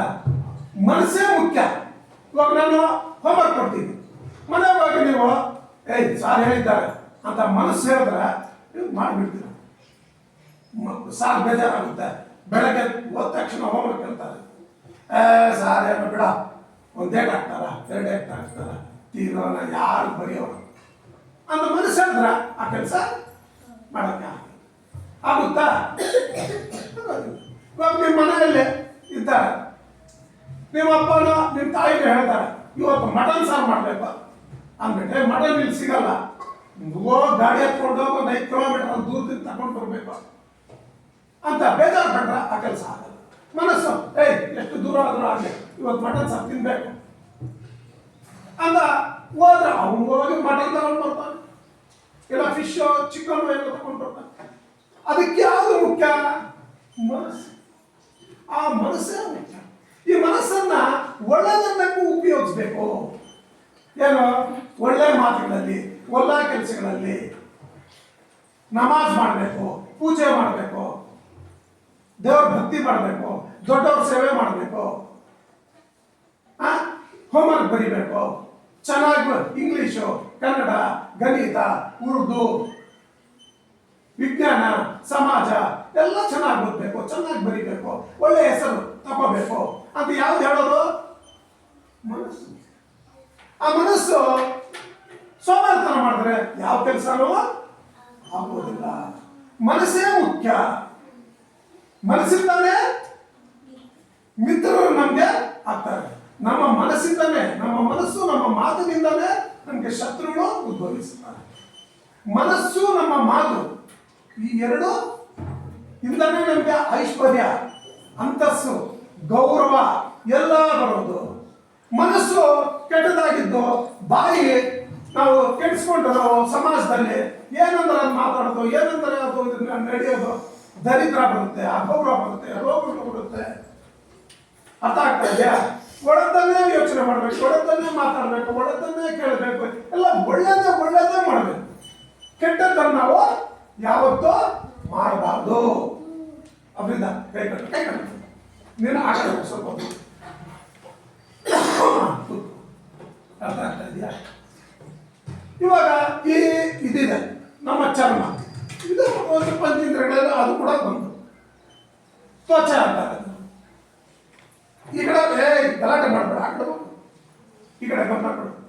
ಸರಿ, ಇದನ್ನು ನಾವು ಹೆಂಗಂದ್ರೆ ಆ ರೀತಿ ನಾವು ಅದಕ್ಕೆ ದೇಹ ದಂಡಿಸಬೇಕು. ಅದನ್ನು ಅದು ಕೇಳುತ್ತೆ, ಚೆನ್ನಾಗಿರ್ಬೇಕು, ಬಿಸಿಲಿಗೆ ಹೋಗ್ಬಾರ್ದು, ಫ್ಯಾನ್ ಕೆಳಗಡೆ ಇರಬೇಕು, ಮೆತ್ತಗಿರೋ ಇದ್ರ ಬೆಡ್ ಮೇಲೆ ಮಲಗಬೇಕು, ಯಾವತ್ತೂ ಕಷ್ಟ ಆಗಿರಬಾರ್ದು ನಮ್ಮ ದೇಹಕ್ಕೆ. ಈ ದೇಹ ಹೇಳುತ್ತೆ, ಈ ಚರ್ಮ, ಈ ಮಾಂಸ ಕಂಡಿರು ಅದ್ರ ಮಾತ್ಕೊಳ್ಳೋಕ್ಕಾಗುತ್ತಾ? ದಿವಸಕ್ಕೆ ನೀವು ಅರ್ಧ ಗಂಟೆ ಆದರೂ ರನ್ನಿಂಗ್ ರೇಸ್ ಮಾಡಬೇಕು, ಎಕ್ಸರ್ಸೈಸ್ ಮಾಡಬೇಕು, ಯೋಗಾಸನಗಳು ಮಾಡಬೇಕು, ದೇವರು ಸುರಿಸ್ಬೇಕು, ದೇವರು ಬರಬೇಕು ನಮ್ಮ ಬಾಡಿಯಿಂದ. ಈ ಚರ್ಮ ಗಲೀಜು ವಿಷ ಪದಾರ್ಥಗಳೆಲ್ಲ ಈ ಬೆವು ಈ ಚರ್ಮದಿಂದ ಆಚೆ ಕಡೆ ಹೋಗುತ್ತೆ, ರಕ್ತ ಶುದ್ಧಿ ಆಗುತ್ತೆ, ಜೀರ್ಣಶಕ್ತಿ ಜಾಸ್ತಿ ಆಗುತ್ತೆ, ಜಠರಾಗ್ನಿ ಶಕ್ತಿ ಹೆಚ್ಚುತ್ತೆ. ಅರ್ಥ ಆಯ್ತಾ? ಇದು ತಿಂದಿದ್ದ ಆಹಾರ ಜೀರ್ಣ ಆಗುತ್ತೆ, ಇಲ್ಲಾಂದ್ರೆ ಜೀರ್ಣ ಆಗುತ್ತೆ. ಸೋಮಾರಿತನ ಮಾಡಿದ್ರೆ ಚೆನ್ನಾಗಿ ತಿನ್ನೋದು, ಚೆನ್ನಾಗಿ ಮಲಗೋದು, ಚೆನ್ನಾಗಿ ತಿನ್ನೋದು, ಚೆನ್ನಾಗಿ ನೆರಳಲ್ಲೇ ಇರೋದು, ಬಿಸಿಲಿಗೆ ಹೋಗಲ್ಲ. ಬಿಸಿಲಿಗೆ ಹೋದ್ರೆ B12 ಪ್ರೋಟೀನ್, ವಿಟಮಿನ್ಸ್ ನಮ್ಗೆ ಏನಾಗುತ್ತೆ ಸಿಗುತ್ತೆ. ವಿಟಮಿನ್ಸ್ B12 ಅದು ಇಲ್ಲ ಅಂದ್ರೆ ಸುಸ್ತಾಗುತ್ತೆ ಮನುಷ್ಯನಿಗೆ. ಬಿಸಿಲಲ್ಲಿ ಇರಬೇಕು. ಅದು 6 ಗಂಟೆ ಬೆಳಗ್ಗೆ ಇರುತ್ತೆ ನೋಡಿ, ಎಲೆ ಬಿಸಿಲು. ಅದಕ್ಕೆ ಚಿಕ್ಕ ಮಕ್ಕಳು ಎಲೆ ಬಿಸಿಲಲ್ಲಿ ಇಡೋ ಅಂತ.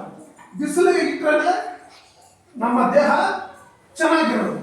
ಬಿಸಿಲಲ್ಲಿ ಹೋಗದೆ ಇದ್ರೆ ನಮ್ಗೆ ರೋಗಗಳು ಬರುತ್ತೆ. ಅಟ್ಲೀಸ್ಟ್ ಬೆಳಗ್ಗೆ ಹೊತ್ತು ಒಂದು ಅರ್ಧ ಗಂಟೆ ಆದರೂ, 3/4 ಗಂಟೆ ಆದರೂ ರನ್ನಿಂಗ್ ರೇಸ್ ಮಾಡಬೇಕು, ಬಿಸಿಲಿಗೆ ಹೋಗ್ಬೇಕು, ಸ್ನಾನ ಮಾಡಬೇಕು. ಅರ್ಥ ಆಯ್ತಲ್ಲ? ಸ್ನಾನ ಮಾಡಬೇಕು, ಒಳ್ಳೆ ನಿದ್ದೆ ಮಾಡಬೇಕು. ಇದೆಲ್ಲ ಮಾಡಿಲ್ಲ ಅಂದ್ರೆ ನಮಗೆ ಆರೋಗ್ಯ ಕೆಟ್ಟೋಗುತ್ತೆ. ಅದೆಲ್ಲ ಒಳ್ಳೆದೇ ಮಾಡಬೇಕು.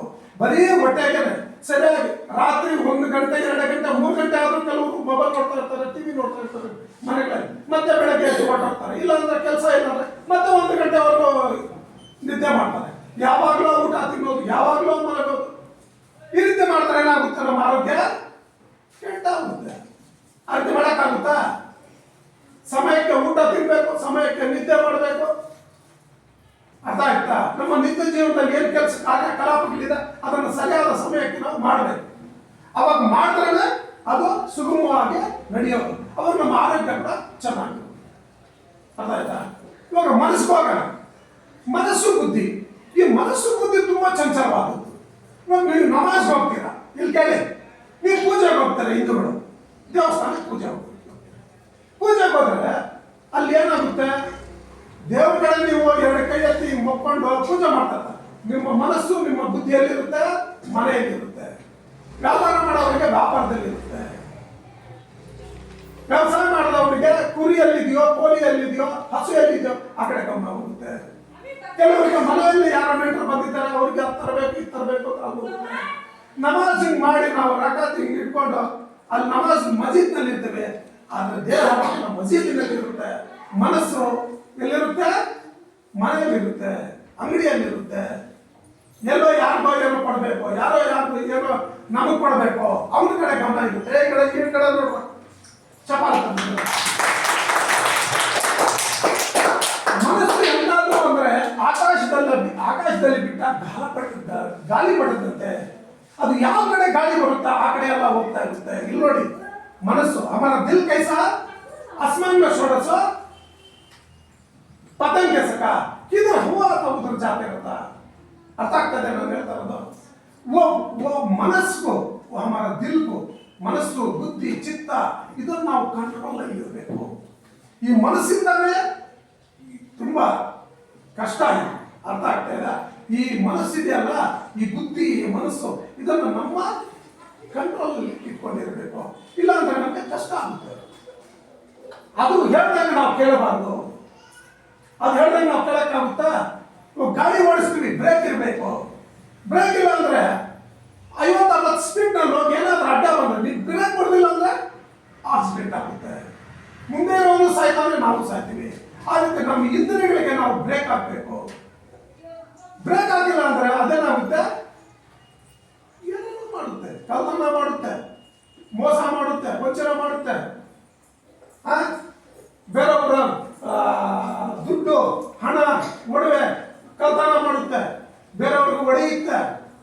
ನಮ್ಮ ಕೈ ಕಾಲುಗಳು ಈ ಮನಸ್ಸು ಆಜ್ಞೆ ಕೊಡುತ್ತೆ, ಕೈ ಕೆಲಸ ಮಾಡುತ್ತೆ. ಅರ್ಥ ಆಗ್ತಾ ಇದೆಯಾ? ಈ ರೀತಿ ಅದು ಏನಾಗುತ್ತೆ, ನಮ್ಮ ದೇಹಕ್ಕೆ ತೊಂದರೆ ಆಗುತ್ತೆ. ಇವಾಗ ನೋಡಿ, ಜೇಡದಾಸಮಯ ಒಂದು ಪದ್ಯ ಹೇಳ್ತದೆ, ಅದರಲ್ಲೇ ನೋಡಿ, ಇಲ್ಲಿ ಕೇಳಿ. ಬಟ್ಟು ಸಟಕನ ವ್ಯಕ್ತಿ ದಿಟ ಬಂದು ನೆಚ್ಚಲ ಬೇಡ, ಮಠದೊಳಗನ ಬೇಕು ಹಿರಿಯನ ಕಂಡು ಪುಟ ನೆಗದಂತಾಯ್ತು ಕನರಮನಾಥ. ಬಟ್ಟು ಸಟಕನ ವ್ಯಕ್ತಿ ದಿಟವೆಂದು ನಚ್ಚಲು ಬೇಡ, ಮಠದೊಳಗಿನ ಬೇಕು ಹಿರಿಯನ ಕಂಡು ಪುಟ ನೆಗದಂತಾಯ್ತು ಕನರಮನಾಥ. ಅರ್ಥ ಆಗಿಲ್ಲ? ಇದು ಹಲಗನ್ನಡ, ಹೊಸಗನ್ನಡ, ಮಧ್ಯಗನ್ನಡ ಎಲ್ಲ ಮಿಕ್ಸ್ ಆಗಿ ತರ ಕಾಣಿಸ್ತದೆ. ಅದಾಗ ಬಟ್ಟು ಸಟಕನ ಭಕ್ತಿ ಅದರ ಅರ್ಥ ಏನು ಅಂದ್ರೆ, ಇಲ್ಲಿ ನೋಡಿ, ಒಂದು ಮಠ ಇರುತ್ತೆ. ಮಠ ಅಂದ್ರೆ ದೇವಸ್ಥಾನದಲ್ಲಿ ಮಠ ಇರಲ್ವಾ, ಮಸೀದಿ ತರನೇ ಅದು ಒಂದು ದೇವಸ್ಥಾನದ ಮಠ. ಆ ಮಠದಲ್ಲಿ ಸಾಧುಗಳು ಕೂತ್ಕೊಂಡು ಈ ರೀತಿ ತಪಸ್ ಮಾಡ್ತಾ ಇರ್ತಾರೆ. ಅರ್ಥ ಆಯ್ತಾ? ಭಕ್ತಿಯಿಂದ ಕಣ್ಣು ಮುಚ್ಕೊಂಡು ಕೂತ್ಕೊಂಡಿರ್ತಾರೆ.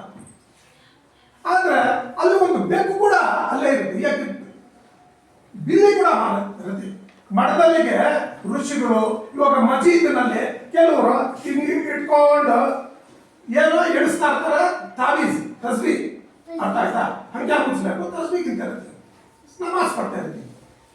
ಎಲ್ರಿಗೂ ನಾನು ಹೇಳೋದಲ್ಲ, ಎಲ್ಲರೂ ಅಂತ ಕೆಟ್ಟವರಲ್ಲ, ಕೆಲವರು. ಅದಕ್ಕೆ ಇವ್ರು ಹೇಳಿದ್ದಾರೆ ಧಾರ್ಮಿಕ ಭಕ್ತಿ ಅಂತ. ಇವಾಗ ಅವ್ರ ಮನಸ್ಸಲ್ಲ ಎಲ್ಲಿರುತ್ತೆ, ಎಲ್ಲೆಲ್ಲ ಇರುತ್ತೆ. ಕಣ್ಣು ಮುಚ್ಕೊಂಡು ತಪಸ್ ಮಾಡ್ತಾ ಇರ್ತಾನೆ, ಕಣ್ಣು ಮುಚ್ಕೊಂಡು ಅವನು ಧ್ಯಾನ ಮಾಡ್ತಾ ಇರ್ತಾನೆ. ಆದ್ರೆ ಅಲ್ಲೇ ಬೆಕ್ಕು ಕೂಡ ಅಲ್ಲೇ ಇರುತ್ತೆ, ಕಣ್ಣು ಮುಚ್ಕೊಂಡು. ಅದು ನೋಡಿದವ್ರಿಗೆ ಅಪ್ಪ ನೋಡೋ, ಈ ಬೆಕ್ಕು ಕೂಡ ಕಣ್ಣು ಮುಚ್ಕೊಂಡು ಧ್ಯಾನ ಮಾಡ್ತಾ ಇದೆ. ಅಲ್ಲೊಂದು ಇಲಿ ಬರುತ್ತೆ.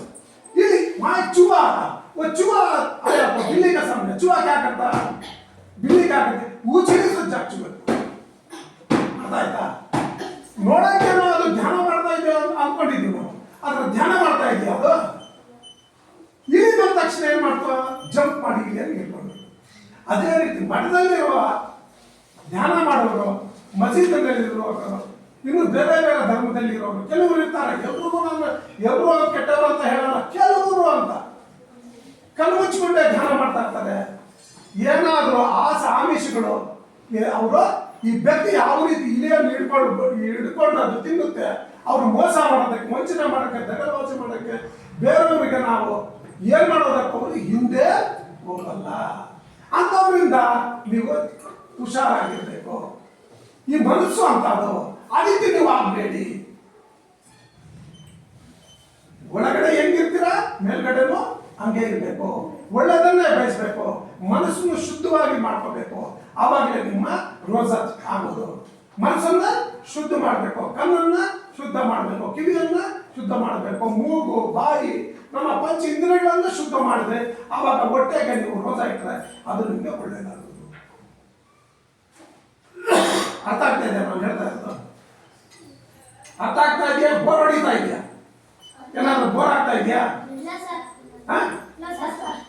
ಅರ್ಥ ಆಗ್ತಾ? ರೋಜಾ ಅಂದ್ರೆ ನೋಡು ಎಷ್ಟು ದೀಪ, ಬರೀ ಹೊಟ್ಟೆಗೆ ಊಟ ಕೊಟ್ಟಿಲ್ಲ ಅಂದ್ರೆ ರೋಜಾ ಆಗಲ್ಲ. ಇಷ್ಟೆಲ್ಲ ನಾವು ಇದ್ರೇನೆ ಅದು ರೋಜಾ ಆಗೋದು. ಆವಾಗ ನಮಗೆ ಪುಣ್ಯ ಬರೋದು, ನಾವು ಮಾಡಿದ ಪಾಪ ಎಲ್ಲ ಕರಗೋದು. ಅರ್ಥ ಆಗ್ತಾ ಇದೆಯಾ? ಸರಿ, ಇವಾಗ ನಾವು ಇನ್ನು ಸ್ವಲ್ಪ ಮುಂದೆ ಹೋಗೋಣ. ಈ ರೋಜಾ ನಾವು ದೇವ್ರಿಗೋಸ್ಕರ ಅಲ್ಲ, ನಮಗೋಸ್ಕರನೇ. ನಾವು ಇಷ್ಟೆಲ್ಲ ಮಾಡಿದ್ರೆ ಅದು ರೋಜಾ ಆಗುತ್ತೆ ಅಂತ ನಾನು ಹೇಳ್ತೇನೆ. ಇವಾಗ ದೇವ್ರ ಬಗ್ಗೆ ನಾವು ಹೇಳಕ್ ಮುಂಚೆ ಇನ್ನೊಂದು ನಾನು ಮಾತಾಡ್ತೀನಿ. ನಮ್ಮಲ್ಲಿ ನೋಡಿ, ಕಾಮ, ಕ್ರೋಧ, ಲೋಭ, ಮೋಹ, ಮದ, ಮಾತ್ಸರ್ಯ ಇರೋ 6 ರಾಗಗಳಿದೆ. ಯಾವ್ದಾದ್ರು ಕಾಮ. ಕಾಮ ಅಂದ್ರೆ ಏನು ಗೊತ್ತಾ? ಆಸೆ. ಕಾಮ ಅಂದ್ರೆ ತಿಳ್ಕಲಿ. ಕಾಮ ಅಂದ್ರೇನು? ಆಸೆ. ಏನು ಆಸೆ? ದುಡ್ಡಿನ ಆಸೆ, ಹೆಣ್ಣು, ಮಣ್ಣು, ಮಣ್ಣು, ಹೆಣ್ಣು. ನೋಡು, ನನಗೆ ಇವಾಗ ದೊಡ್ಡವರಾಗ್ತಾರೆ, ನನಗೆ ಒಳ್ಳೆ ಸುಂದರವಾದ ಹುಡುಗಿಗೆ ನಾನು ಮದುವೆ ಮಾಡ್ಕೋಬೇಕು ಅಂತ ಆಸೆ. ಹುಡುಗಿಗೆ ನನಗೆ ಒಳ್ಳೆ ಗಂಡ ಸಿಗ್ಬೇಕು ಅಂತ ಆಸೆ. ಅಕ್ಕ ಮಹಾದೇವಿ ಒಂದು ಕಡೆ ಹೇಳ್ತಾಳೆ, ಹೆಣ್ಣಿಗೆ ಗಂಡ ಮಾಯ, ಹೆಣ್ಣಿಗೆ ಗಂಡು ಮಾಯ, ಗಂಡುಗೆ ಹೆಣ್ಣು ಮಾಯ ಅಂತ. ಬರೀ ಹೆಣ್ಣು ಗಂಡು ಮಾಯ ಅಲ್ಲ. ಇಲ್ಲಿ ನೋಡಿ, ನಿಮಗೇನು ಈ ತಂದೆ ತಾಯಿ ಮಕ್ಕಳ ಮೇಲೆ ಆಸೆ, ಮಕ್ಕಳು ತಂದೆ ತಾಯಿ ಮೇಲೆ ಆಸೆ, ತಂದೆ ತಾಯಿ ಹಣದ ಮೇಲೆ ಆಸೆ, ಮನೆ ಮೇಲೆ ಆಸೆ, ಒಡವೆ ಮೇಲೆ ಆಸೆ, ಜಮೀನಿನ ಮೇಲೆ ಆಸೆ, ಮೋಹ, ಮಾಯ. ಇದಕ್ಕೆ ಕಾಮ ಅನ್ನೋದು. ಕಾಮ ಅಂದ್ರೆ ಆಸೆ. ಆಸೆ, ಈ ಆಸೆ. ಒಂದು ಮನೆ ಐತಿ, 2 ಮನೆ ಇರಬೇಕು, 2 ಮನೆ ಕಟ್ಕೊಂಡು 3 ಮನೆ ಬೇಕು, ಬಾಡಿಗೆಗೆ ಕೊಡಬೇಕು, ಫ್ಯಾಕ್ಟ್ರಿ ಕಟ್ಟಬೇಕು, ಒಡವೆ ಒಂದು 100 ಗ್ರಾಮ್ ಇದೆ, 200 ಗ್ರಾಮ್ ಬೇಕು, 500 ಗ್ರಾಮ್ ಬೇಕು, 1 ಕೆಜಿ ಬೇಕು, ಒಂದು 10 ಎಕರೆ ಜಮೀನು ಇದೆ, ಇನ್ನೂ ಒಂದು 25 ಎಕರೆ ಜಮೀನು ಬೇಕು, 100 ಎಕರೆ ಜಮೀನು ಬೇಕು. ಅರ್ಥ ಆಗ್ತಾ ಇದೆಯಾ? ಇವಾಗ ಮನುಷ್ಯನಿಗೆ ಆಸೆ ಅನ್ನೋದು ಲಿಮಿಟ್ ಇಲ್ಲ. ಮನುಷ್ಯನಿಗೆ ಆಸೆ ಅನ್ನೋದು ಲಿಮಿಟ್ ಇಲ್ಲ. ಗೌತಮ ಬುದ್ಧ ಒಂದು ಕಡೆ ಹೇಳ್ತಾನೆ, ಆಸೆಯೇ ದುಃಖಕ್ಕೆ ಮೂಲ ಕಾರಣ. ಗೌತಮ ಬುದ್ಧ ಏನ್ ಹೇಳ್ತಾನೆ? ಆಸೆಯೇ ದುಃಖಕ್ಕೆ ಮೂಲ ಕಾರಣ. ಆಸೆ ಜಾಸ್ತಿ ಆದ್ರೆ ದುಃಖ ಬರುತ್ತೆ. ಇವಾಗ ಆಸೆ ಬಗ್ಗೆ ಸ್ವಲ್ಪ ಹೇಳಿದ್ರೆ ಒಂದು ದಿವಸ ಎಲ್ಲ ಹೇಳ್ಬೋದು. ಕಾಮ. ಕ್ರೋಧ ಅಂದ್ರೇನು? ಯಾರು ಹೇಳ್ತೀರಾ? ಕ್ರೋಧ ಅಂದ್ರೇನು? ಕೋಪ. ಕೋಪ ಕೋಪ ಯಾರಿಗಿಲ್ಲ ಕೋಪ? ಎಲ್ರಿಗೂ ಕೋಪ ಇದೆ. ನೋಡು, ಕೋಪ ಯಾರು ಜಯಿಸ್ತಾನೆ ಅವನೇ ದೊಡ್ಡ ಪೈಲು. ಕೋಪವನ್ನು ಜಯಿಸಬೇಕು. ಎಂತಹ ಸಂದರ್ಭದಲ್ಲೂ ಕೂಡ ಕೋಪ ಮಾಡ್ಕೋಬಾರ್ದು. ಅದನ್ನು ಸಮಾಧಾನವಾಗಿ ಡೀಲ್ ಮಾಡಬೇಕು. ಕೋಪ ಬಂದ್ರೆ ನಮ್ಮ ದೇಹದಲ್ಲಿ ಇಷ್ಟ ರಕ್ತದ ಕೆಂಪು ಕಣಗಳು ಸಾಯುತ್ತೆ ಕೋಪದಿಂದ. ಕೋಪ ಜಾಸ್ತಿ ಮಾಡ್ಕೋಬಾರ್ದು. ನಮ್ಮ ಆಯುಷ್ ಪ್ರಮಾಣ ಕಮ್ಮಿ ಆಗುತ್ತೆ, ಅನಾರೋಗ್ಯಕ್ಕೀಡಾಗ್ತೀವಿ, ಕಣ್ಣು ದೃಷ್ಟಿ ಕಮ್ಮಿ ಆಗುತ್ತೆ, ಬುದ್ಧಿಶಕ್ತಿ ಕಮ್ಮಿ ಆಗುತ್ತೆ, ಜ್ಞಾನ ಶಕ್ತಿ ಕಮ್ಮಿ ಆಗುತ್ತೆ, ನಿಶಕ್ತಿ ಬರುತ್ತೆ, ಮುಗಿದ ಮೇಲೆ ಕಲೆ ಹೋಗುತ್ತೆ. ಇಲ್ಲಿ ಕೇಳಿ, ಕೋಪದಿಂದ ಏನೇನಾಗುತ್ತೆ? ಕೋಪ ಏನ್ ಬೇಕಾದ್ರೂ ಮಾಡುತ್ತೆ, ಇನ್ನೊಬ್ಬನ ಸಾಯಿಸುತ್ತೆ, ಇನ್ನೊಬ್ಬನ ಮರಳು ಮಾಡುತ್ತೆ, ನಮ್ಮನ್ನು ನಾವು ಬೆಂಕಿ ಇಟ್ಕೊಳ್ತೀವಿ, ಕಿರೋಸಿನ್ ಹಾಕಿ ನಾವು ಸುಟ್ಕೊಳ್ತೀವಿ, ಹ್ಯಾಂಗಿಂಗ್ ಮಾಡ್ಕೊಳ್ತೀವಿ. ಹೆಂಗೆ ಅಂದ್ರೆ ಸರ್ಪಾಸಿ ಬಲಕ್ಕೆ, ಅರ್ಥ ಆಯ್ತಾ? ಯಾರೋ ಕೋಪ, ಏನು ಕೋಪ, ಯಾವುದೋ ಕೋಪ ಬಂತು, ಥೂ ಈ ಜೀವನ ಬೇಡ, ಈ ಹೆಂಡತಿನೂ ಬೇಡ, ಈ ಮಕ್ಕಳು ಬೇಡ, ಈ ಸಂಸಾರ ಬೇಡ ಅಂತ ಅವನೇನಾಗ್ತಾನೆ, ಬಾವಿಯಲ್ಲಿ ಹೋಗಿ ಸತ್ತೋಗ್ಬಿಡ್ತಾನೆ, ಟ್ರೈನ್ಗೆ ಸಿಕ್ಕಾಕ್ಕೊಳ್ತಾನೆ. ಇಲ್ಲಿ ಕೇಳಿ ನಾನು ಹೇಳ್ತಾ ಇರೋದು, ಇಟ್ಕೋ ಕಾಲು ಇಟ್ಕೋ, ಪರವಾಗಿಲ್ಲ ಇಟ್ಕೊಂಬ, ಕಾಲು ಮಾತ್ರ ಮೇಲ್ಗಡೆ ಇಟ್ಕೊ. ಇಲ್ಲಿ ಕೇಳಿ ನೋಡಿ, ಕೋಪ ಎಂತದು. ಕೆಲವರೆಲ್ಲ ಕೆಲವರಿಗೆ ಮರ್ಡರ್ ಮಾಡಿದ್ದಾರೆ, ಕೇಳಿದಿರ್ತಾನೆ ನೀವು, ಬೇರೆಯವ್ರಿಗೆ ಸಾಯಿಸ್ಬಿಡ್ತಾರೆ. ತುಂಬಾ ಕೋಪ ಬಂದ್ಬಿಟ್ರೆ ಅವ್ರನ್ನೇ ಅವ್ರು ಸಾಯಿಸ್ಕೊಡ್ತಾರೆ. ಟ್ರೈನ್ ಬರ್ತಾ ಇದ್ರೆ ಟ್ರೈನ್ ಗಂಟ ಹೋಗಿ ಸತ್ತೋಗ್ತಾರೆ, ಬಾವಿಯಲ್ಲಿ ಬಿದ್ದು ಸತ್ತೋಗ್ತಾರೆ, ಕಿರೋಸಿನ್ ಮೇಲೆ ಹಾಕೊಂಡು ಬೆಂಕಿ ಇಟ್ಕೊಳ್ತಾರೆ, ಬೇರೆಯವ್ರಿಗೆ ಇಟ್ಕೊಳ್ತಾರೆ. ಕೋಪ ಅನ್ನೋದು ಎಷ್ಟು ಕೆಟ್ಟದ್ದು, ಅದು ಏನು ಬೇಕಾದ್ರೂ ಮಾಡ್ತಾರೆ. ಅದಕ್ಕೆ ಕೋಪ ತಲೆಗೆ ಕೊಳ್ಳೇಬಾರದು. ಯಾರು ಕೋಪಿಸ್ಕೊಳ್ತಾನೆ ಅವನ ನರಕದ ಬಾಗಿಲ ಹತ್ರ ನಿಂತ್ಕೊಂಡಿದ್ದಾನೆ ಅಂತ ಅರ್ಥ.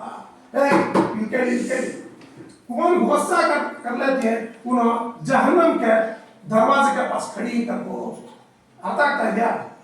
ಕೋಪ ಎಂಥ ಸಂದರ್ಭದಲ್ಲಿ ಕೂಡ ಮಾಡ್ಕೋಬಾರ್ದು.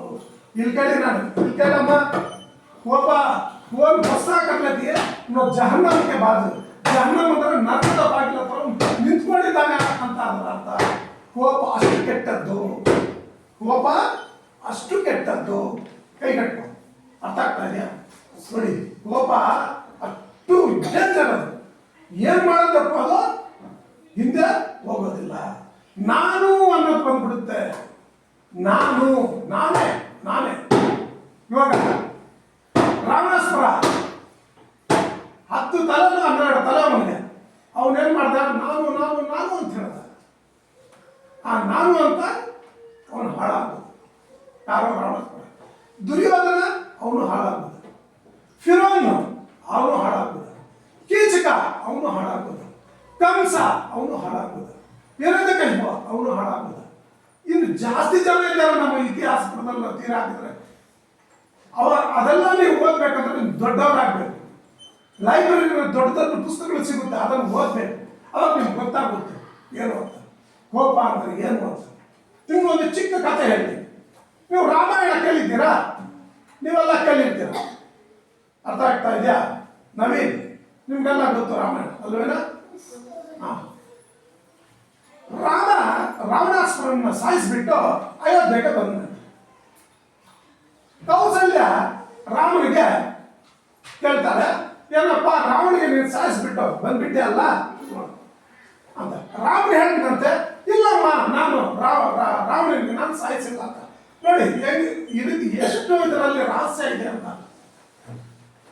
ರಾಮ ಶ್ರೀಲಂಕಾದಲ್ಲಿ ರಾವಣನಿಗೆ ಸಾಯಿಸ್ಬಿಟ್ಟು ಯುದ್ಧದಲ್ಲಿ ಅಯೋಧ್ಯೆಗೆ ಬಂದ. ಕೌಸಲ್ಯ ರಾಮನಿಗೆ ರಾವಣನ ಸಾಯಿಸ್ಬೇಕು ಬಂದ್ಬಿಟ್ಟೆ ನೀನು ಅಂತ ಕೇಳಿದ್ದಕ್ಕೆ ರಾಮನ ಹೇಳ್ಬೇಕು, ಹೌದಮ್ಮ ಅಂತ ಹೇಳ್ಬೇಕು. ರಾಮ ಏನ್ ಹೇಳ್ದ, ಇಲ್ಲಮ್ಮ ನಾನು ಸಾಯಿಸ್ಲಿಲ್ಲ ಅಂತ. ಕೂತ್ಕೊಂಡು ಸರಿಯಾಗಿ. ಕೌಸಲ್ಯಾಗೆ ಪಕ್ಕದಲ್ಲಿ ಇರೋರೆಲ್ಲೂ ಕೂತ್ಕೊಳ್ಳ, ಇದಲ್ಲಪ್ಪ ಎಲ್ಲರೂ ಹೇಳ್ತಾ ಇದ್ದಾರೆ ರಾಮನೇ ರಾವಣನ ಸಾಯಿಸ್ಬಿಟ್ಟಿದ್ದು.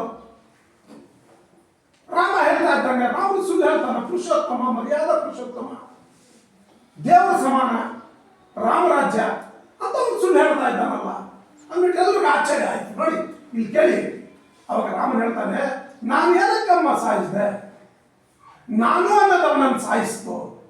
ಏನ್ ಹೇಳ್ದ ರಾಮ, ನಾನು ಅನ್ನೋದವನನ್ನು ಸಾಯಿಸ್ತು. ನಾನು ನಾನು ಅಂತ ಇದ್ದ, ಅದೇ ಅವನನ್ನು ಸಾಯಿಸಿದ್ದು, ನಾನು ಅವನನ್ನು ಸಾಯಿಸಲಿಲ್ಲ. ಅದರ ಅರ್ಥ ಏನು ಗೊತ್ತಾ? ನಾನು ಅನ್ನಬಾರದು, ನಾನು ನೀನು ಒಂದೇ.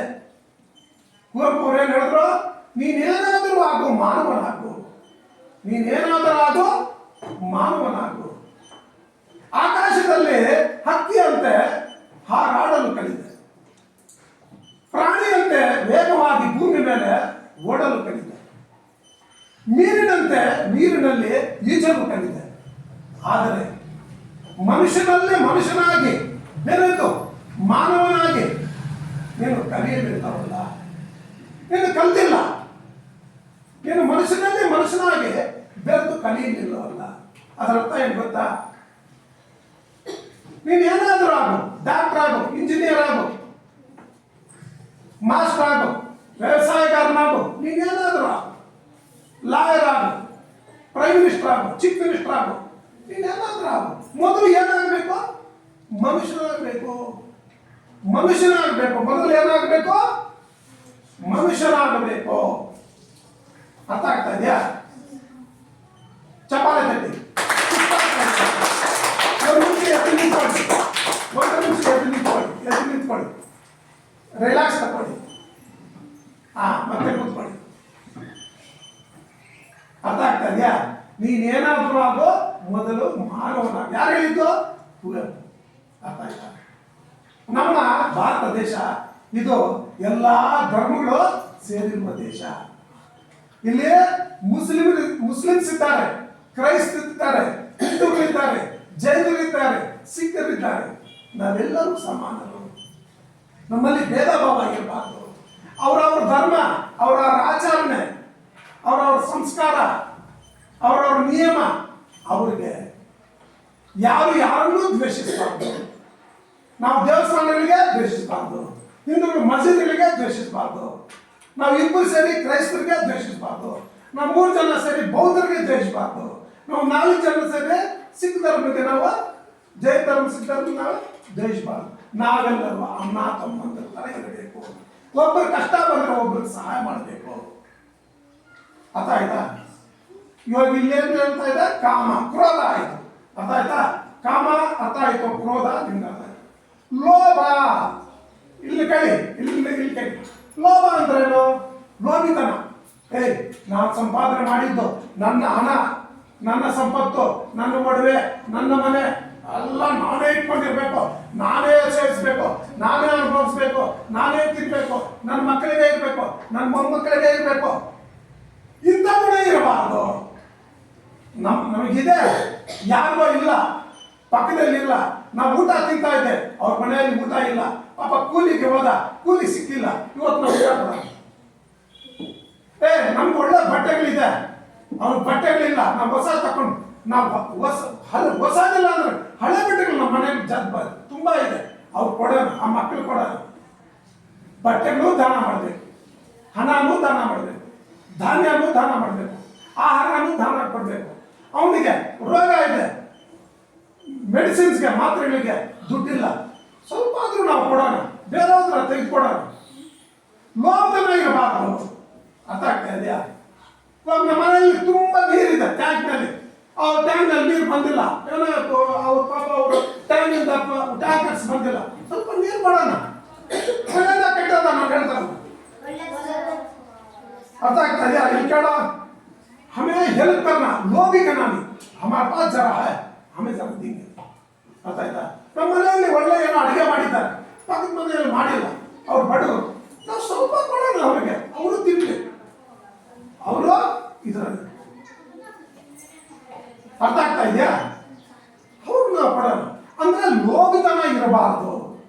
ಇವಾಗ ನಾವು ಗಾಡಿಯಲ್ಲಿ ಹೋಗ್ತಾ ಇದ್ದೀವಿ, ಕಾರ್ನಲ್ಲಿ ಯಾರು ನಡ್ಕೊಂಡು ಹೋಗ್ತಾ ಇದ್ದಾರೆ, ನಾನು 10 ಲಕ್ಷ 20 ಲಕ್ಷ ಕೊಟ್ಟು ನಾನು ಕಾರ್ ತಗೊಂಡಿದ್ದೇನೆ, ಯಾರು ನಡ್ಕೊಂಡು ಹೋಗ್ತಾ ಇದ್ದಾನೆ, ಅವನು ಕೂಡಿಸ್ಕೊಂಡ್ರೆ ನನ್ನ ಕಾರು ನನ್ನ ಪಿಸ್ಟೇಜ್, ಪಾಪ ಬಿಸಿಲಕ್ಕೆ ಹೋಗ್ತಾ ಇದ್ದಾನೆ, ಅವನ ಕೈ ಅಡ್ಡ ಇಟ್ಟ, ಸ್ವಲ್ಪ ಕೂಡಿಸಿ ಡ್ರಾಪ್ ಮಾಡೋದು. ಗಾಡಿನಲ್ಲಿ ಹೋಗ್ತಾ ಇದ್ದೀನಿ, ನನ್ನ ಗಾಡಿ ನಾನು ದುಡ್ಡು ಕೊಟ್ಟಿರೋದು, ನಾನು ಪೆಟ್ರೋಲ್ ಹಾಕಿರೋದು, ಹಂಗೆ ಹೇಳಕ್ಕಾಗುತ್ತಾ? ಹೇಳಬಾರ್ದು. ऐसा नहीं करना, ड्राप करना, अब उसे पैसे नहीं उन्हें चल जरा. ಅರ್ಥ ಆಗ್ತಾ ಇದೆಯಾ? ಅವ್ನು ನಿಲ್ಸಿಲ್ಲ ಅಂದ್ರೆ ನಾವು ಹೊರಟಾಗ್ಬೋದು, ಅವ್ನು ನಿಲ್ಸಿಲ್ಲ ಅಂದ್ರೆ ಜಾಗ ಇತ್ತು, ಅದು ಮಾನವೀಯತನ? ಅದು ಮಾನವೀಯತೆ. ಲೋಭತನ ಮಾಡಬಾರ್ದು. ಕಾಮ, ಕ್ರೋಧ, ಲೋಭ, ಮೋಹ ಅಂದ್ರೆ ಏನು? ಮೋಹ ಅಂದ್ರೆ ನೋಡಿ, ಏನು ವಿಪರೀತ ತಲೆ ಕೆಡ್ಸ್ಕೊಳ್ಳೋದು. ಏನು ಇಲ್ಲಿ ನೋಡು, ಮೋಹ ಅಂದ್ರೆ क्या मन बेजार होता, घर को जाती है, जाकर घर को जा बेटा बिट पड़ा, अरे मने को ಕೂತ್ಕೊಂಡು. ಮೋಹ ಅಂದ್ರೆ ಏನು ಗೊತ್ತಾ? ಸ್ವಲ್ಪ ಹೊತ್ತು ಬಿಟ್ಬಿಡ್ತೀವಿ.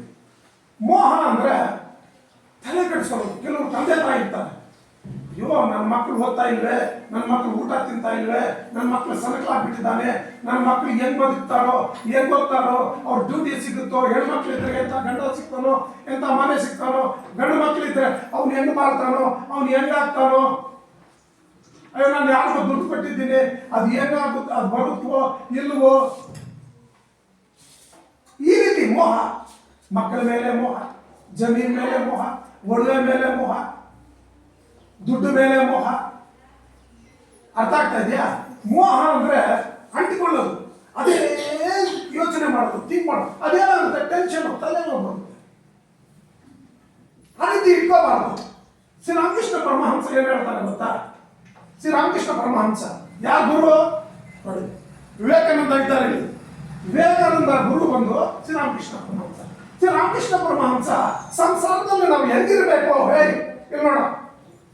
ಸಂಸಾರದಲ್ಲಿ ನಾವು ಹೆಂಗಿರ್ಬೇಕು, ಸಂಸಾರ ನಮ್ಮ ಕೈ ಸಾಧನ ಆಗುತ್ತೋ, ನಮ್ಮ ಒಂದು ಸಂಸಾರ ಇದೆ.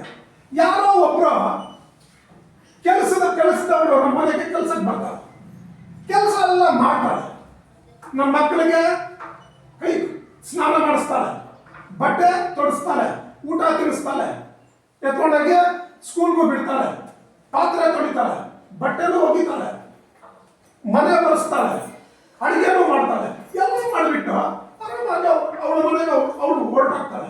ಇಲ್ಲಿ ಏನು ಒಳ್ಳೆಯದು ಕೆಟ್ಟದ್ದು ಏನು ತಲೆ ಕೆಡಿಸ್ಕೊಳ್ಳೋದು. ನಮಗಿಂತ ಜಾಸ್ತಿ ಕೆಲಸದವಳು ಕೆಲಸ ಮಾಡ್ತಾಳೆ, ತಲೆ ಟೆನ್ಷನ್ ಮಾಡ್ತಾಳೆ ಅವಳ. कामवाली आपको किसका घर में काम करती है, पूरा काम करना आपको, इसके अंदर कितने चले जाते, उन्हें टेंशन ले लेती है, नहीं ले लेती. ऐसा है ना, हमें भी ನಾವು ನಮ್ಮ ಸಂಸಾರದಲ್ಲಿ ನಮಗಿರ್ಬೇಕಲ್ಲ ಕೆಲಸಗಳು ಮಾಡೋಣ, ಸುಖ ಬಂತ ಅನುಭವಿಸೋಣ, ಕಷ್ಟ ಬಂತ ಎದುರಿಸೋಣ, ದೇವ್ರ ಮೇಲೆ ಭಾರ ಇಡೋಣ, ಓದ್ತಾ ಇರೋಣ. ಅರ್ಥ ಆಗ್ತಾ ಇದೆಯಾ? ಟ್ರೈನಲ್ಲಿ ಹೋಗ್ತಾ ಇದ್ದೀವಿ, ನಮ್ಮ ಭಾರ ಟ್ರೈನ್ ಹೊತ್ಕೊಂಡು ಹೋಗುತ್ತೆ, ನಾವು ತಲೆ ಮೇಲೆ ಪೆಟ್ಟಿಗೆ ಇಟ್ಕೊಂಡು ಹೋಗಕ್ಕಾಗುತ್ತಾ? ಆ ಪೆಟ್ಟಿಗೆ ಎಲ್ಲಿ ಇಡಬೇಕು? ಪಕ್ಕದಲ್ಲಿ ಇಡಬೇಕು. ಅರ್ಥ ಆಯ್ತಾ? ಅದು ಹೇಳ್ಕೊಂಡು ಹೋಗುತ್ತೆ. ಅದೇ ರೀತಿ ದೇವರು ಎಲ್ಲ ಕಷ್ಟಗಳು ಎಲ್ಲದನ್ನು ಅವನೇ ನೋಡ್ಕೊಳ್ತಾರೆ. ನಾವು ಮೋಹ ಇಟ್ಕೊಂಡ್ರೆ ನಿದ್ದೆ ಬರಲ್ಲ. ಕೆಲವರು ರಾತ್ರಿ ಎಲ್ಲ ನಿದ್ದೆ ಮಾಡಲ್ಲ, ಎಲ್ಲರೂ ಮಲಗಿರ್ತಾರೆ, ಫ್ಯಾನ್ ತಿರುಗ್ತಾ ಇರುತ್ತೆ, ಗಡಿಯಾರ ಟಿಕ್ ಟಿಕ್ ಟಿಕ್ ಅಂತ ಇರುತ್ತೆ, ಕೆಲವರು ಗೊರಕೆಗಳು ಹೊಡಿತಾ ಇರ್ತಾರೆ. ಅದನ್ನು ಕೇಳಬಾರ್ದು, ನಿದ್ದೆ ಬರಲ್ಲ. ಯೋಚನೆ ಮಾಡೋದು, ಅದೇನು ಹೆಂಗಾಗುತ್ತೋ, ಇದೇನಾಗುತ್ತೋ, ಏನು ಮಾಡೋದು, ಹಿಂಗೆ ಮಾಡೋದು, ಮೋಹ, ಭಯ, ದುಃಖ. ಅದಾಯ್ತಾ? ಭೂತ ಭವಿಷ್ಯತ್ತು ವರ್ತಮಾನ. ಭೂತ ಭವಿಷ್ಯತ್ತು ವರ್ತಮಾನ. ಭೂತ ಅಂದ್ರೆ ಆಗೋಗಿರೋದು, ವರ್ತಮಾನ ಅಂದ್ರೆ ಇವಾಗ ನಡೀತಾ ಇರೋದು. ನೀವು ಪಾಠ ಕೇಳ್ತಾ ಇರೋದು, ನಾನು ಹೇಳ್ತಾ ಇರೋದು, ಇದು ವರ್ತಮಾನ. ಭೂತ ಅಂದ್ರೆ ನೆನ್ನೆ ಆಗೋಗಿರೋದು, ಭವಿಷ್ಯತ್ ಅಂದ್ರೆ ಈಗ ನಾಳೆ ನಡೆಯೋದು. ಕೆಲವರು ಏನ್ ಮಾಡ್ತಾರೆ ಗೊತ್ತಾ? ಮೋಹ ಆಗಿರೋರು ಭೂತ, ಯಾರೋ ಇವನ್ಗೇನೋ ಬೈದಿರ್ತಾನೆ, ಏನೋ ಕೆಟ್ಟಾಗಿ ಮಾಡಿರ್ತಾನೆ, ಅವನು ಎತ್ಕೊಂಡು ಯೋಚನೆ ಮಾಡೋದು. ಇವಾಗ ವರ್ತಮಾನದಲ್ಲಿ ಇರ್ತೀವಲ್ಲ, ಈ ಕೆಲಸಗಳ ಜೊತೆಯಲ್ಲೇ ಆ ಭೂತದನ್ನ ಎತ್ಕೊಳ್ಳೋದು, ಇನ್ನು ಮುಂದೆ ಏನಾಗುತ್ತೋ ಅಂತ ಅದನ್ನು ಎತ್ಕೊಳ್ಳೋದು. ಭೂತ ಭವಿಷ್ಯತ್ತು ವರ್ತಮಾನ ಮೂರನ್ನು ಎತ್ತು ರುಬ್ಬೋದು. ಇದು ಏನಾದ್ರೂ ಗ್ರೈಂಡರ್ ಏನಾಗುತ್ತೆ? ಒಂದು ಮಿಷಿನ್ ಕೂಡ ಜಾಸ್ತಿ ಓಡಿದ್ರೆ ಏನಾಗುತ್ತೆ? ಸ್ಟ್ರಕ್ ಆಗಿಬಿಟ್ಟು ಅದು ಸೀಸ್ ಆಗ್ಬಿಡುತ್ತೆ. ಅರ್ಥ ಆಗ್ತಾ ಇದೆಯಾ? ಮೋಟರ್ ಕೂಡ ಸೀಸ್ ಆಗ್ಬಿಡುತ್ತೆ. ಹೈ ವೋಲ್ಟೇಜ್ ಬಂದ್ರೆ ಮನೆಯಲ್ಲಿ ಫ್ಯಾನ್ ಹೊರಟೋಗುತ್ತೆ, ಟಿವಿ ಹೊರಟೋಗುತ್ತೆ, ವೈರ್ಗಳೆಲ್ಲ ಸುಟ್ಟೋಗುತ್ತೆ, ಲೈಟ್ಗಳೆಲ್ಲ ಡಮಾರ್ ಅಂತ ಹೊರಟೋಗುತ್ತೆ. ಅದಕ್ಕೆ ನಾವು ಭೂತ ಭವಿಷ್ಯತ್ತು ವರ್ತಮಾನ ಮೂರು ಎತ್ತಿ ನಾವು ರುಬ್ತಾ ಇದ್ರೆ ತಲೆಯಲ್ಲಿ ನಿದ್ದೆ ಇಲ್ಲದೆ, ಆಹಾರ ಇಲ್ಲದೆ, ನೀರು ಇಲ್ಲದೆ, ಅದು ಇದು ಕೋಪ ಇದೆಲ್ಲ ಬಂದು ಏನಾಗುತ್ತೆ? ತಲೆ BP, ಶುಗರು, ಥೈರಾಯ್ಡು, ಕ್ಯಾನ್ಸರು, ಇನ್ನೊಂದು ಮತ್ತೊಂದು ಎಲ್ಲ ಬಂದು ಹಾಕೊಂಡ್ಬಿಡ್ತಾರೆ. ಹಿಂಗಾಗ್ಬಿಡುತ್ತೆ, ಮುದುಕಿನ ತರ ಕೊಡ್ತಾರೆ. ಆಯುಷ್ ಪ್ರಮಾಣ ಕಮ್ಮಿ ಆಗ್ಬಿಡುತ್ತೆ, ಮುಗಿದ ಮೇಲೆ ಕಲೆ ಇರಲ್ಲ, ಕಣ್ಣುಗಳ ದೃಷ್ಟಿ ಕಮ್ಮಿ ಆಗುತ್ತೆ, ಕಿವಿ ಕೆಲಸ ಕಮ್ಮಿ ಆಗುತ್ತೆ, ಹಲ್ಲು ಬೇಗ ಬಿದ್ದೋಗುತ್ತೆ, ನಾಲಿಗೆಯಲ್ಲಿ ರುಚಿ ಇರಲ್ಲ, ಜೀರ್ಣ ಶಕ್ತಿ ಕಮ್ಮಿ ಆಗುತ್ತೆ, ನೋಡಕ್ಕೆ ಮುದುಕಿನ ತರ ಆಗ್ಬಿಡ್ತಾರೆ, ಹೆಂಗಸರು ಮುದುಕಿನ ತರ ಆಗ್ಬಿಡ್ತಾರೆ, ನಿಶಕ್ತಿ ಬಂದ್ಬಿಡ್ತಾರೆ. ಡಾಕ್ಟರ್ ಹತ್ರ ಹೋಗ್ತಾರೆ. ಡಾಕ್ಟರ್ ಏನಮ್ಮ ಅದೇನು తెలుగుದಲ್ಲಿ ಹೇಳ್ತಾರೆ, అన్ని రోగాలకు మందుంది, మనోరోగానికి మందు లేదు. అన్ని రోగాలకి మందుంది, ಮನೋರೋಗಕ್ಕೆ ಮದ್ದಿದೆ. ಅದರ ಅರ್ಥ ಏನು? ಎಲ್ಲ ರೋಗಗಳಿಗೆ ಮದ್ದಿದೆ ಅಂತ, ಮನೋರೋಗಕ್ಕೆ ಮದ್ದಿಲ್ಲ. ಕಾಮ, ಕ್ರೋಧ, ಲೋಭ, ಮೋಹ, ಮೋಹ ಆಯ್ತು. ಮದ, ಮದ ಅಂದ್ರೆ ನಾನೇ ನಂದೇ ನಡಿಬೇಕು. ಕೆಲವು ಸಂಸಾರಗಳಲ್ಲಿ ಗಂಡ ನಂದೇ ನಡಿಬೇಕು ಅಂತ, ಕೆಲವರು ಮನೆಗಳಲ್ಲಿ ಹೆಂಗಸರದು ಎಲ್ಲ ನಂದೇ ನಡಿಬೇಕು ಅಂತ, ಕೆಲವು ಊರುಗಳಲ್ಲಿ ಲೀಡರ್ಗಳು ನಂದೇ ನಡಿಬೇಕು ಅಂತ. ನಾನು ಅಂದವನು ಎಲ್ಲರೂ ಹೊರಟೋಗ್ತಾರೆ. ಯಾರು ಇರಲ್ಲ, ಅವನಿಗೆ ನೆಮ್ಮದಿ ಇರಲ್ಲ, ಸುಖ ಇರಲ್ಲ, ಶಾಂತಿ ಇರಲ್ಲ, ತೃಪ್ತಿ ಇರಲ್ಲ, ಮುಕ್ತಿ ಇರಲ್ಲ, ಭಕ್ತಿ ಇರಲ್ಲ. ಅವನ ತಲೆ ಎಲ್ಲ ಏನಾಗುತ್ತೆ? ದೇವತರ ಆಗ್ಬಿಡುತ್ತೆ. ನಾನು ಅಂದವನಿಗೆ ಅರ್ಥ ಆಗ್ತಾ ಇದೆಯಾ? ಒಂದು ಚಿಕ್ಕ ಕಥೆ ಹೇಳ್ತೀನಿ. ಕನಕದಾಸ ಗುರುಗಳ ಹತ್ರ ಎಲ್ಲರೂ ಕೂತ್ಕೊಂಡಿರ್ತಾರೆ. ಕನಕದಾಸ ಕೂತ್ಕೊಂಡಿದ್ರ ಗುರುಗಳು ಕೇಳ್ತಾರೆ, ಕನಕ ಯಾರಪ್ಪ ಸ್ವರ್ಗಕ್ಕೆ ಹೋಗೋರು ಅಂತ, ಜನಕ್ಕೂ ಕೋಚ್ ಹಾಕಿಸೋ. ಇಷ್ಟು ಜನ ನೀವು ಇದ್ದೀರ ಶಿಷ್ಯರು, ಎಷ್ಟೋ ಭಕ್ತಾದಿಗಳಿರ್ತಾರೆ, ಇದರಲ್ಲಿ ಯಾರಪ್ಪ ಇದಕ್ಕೆ ಜನ್ನತ್ಕು ಅಂದ್ರೆ ಸ್ವರ್ಗಕ್ಕೆ ಹೋಗೋರು ಯಾರು ಅಂತ ಕೇಳ್ತಾರೆ. ಅವ್ರು ಕನಕದಾಸ್ ಹೇಳ್ತಾರೆ, ನಾನು ಹೋದರೆ ನಾನು ಹೋಗಬಹುದು ಅಂತಾರೆ ಕನಕದಾಸ್. ಅದರ ಅರ್ಥ ಏನು? ಎಲ್ರಿಗೂ ಆಶ್ಚರ್ಯ. ಏನೋ ಇವನೇನು ಕನಕದಾಸ್, ಇವನು ಹೋದ್ರೆ ಇವನ್ನ ಹೋಗ್ತಾರಂತೆ, ನಾವೆಲ್ಲ ಹೋಗಲ್ವಾ? ನಾವು ಭಕ್ತಿ ಮಾಡಲ್ವಾ? ನಾವು ಪೂಜೆ ಮಾಡಿಲ್ವಾ? ನಾವು ರಾಮನ ಪೂಜೆ ಮಾಡಿಲ್ವಾ? ಶಿವನ ಪೂಜೆ ಮಾಡಿಲ್ವಾ? ವಿಷ್ಣು ಪೂಜೆ ಮಾಡಿಲ್ವಾ? ಬ್ರಹ್ಮನ ಪೂಜೆ ಮಾಡಿಲ್ವಾ? ವ್ರತ ಮಾಡಿಲ್ವಾ? ಉಪವಾಸ ಮಾಡಿಲ್ವಾ? ತಪಸ್ ಮಾಡಿಲ್ವಾ? ಧ್ಯಾನ ಮಾಡಿಲ್ವಾ? ಇವನೆಲ್ಲ ಹೇಳ್ತಾನೆ, ನಾನು ಹೋದರೆ ನಾನು ಹೋಗಬಹುದು ಅಂತ. ಇಲ್ಲಿ ಕೇಳೋದು ಸ್ವಲ್ಪನೇ ಕೂತ್ಕೊಳ್ಳ,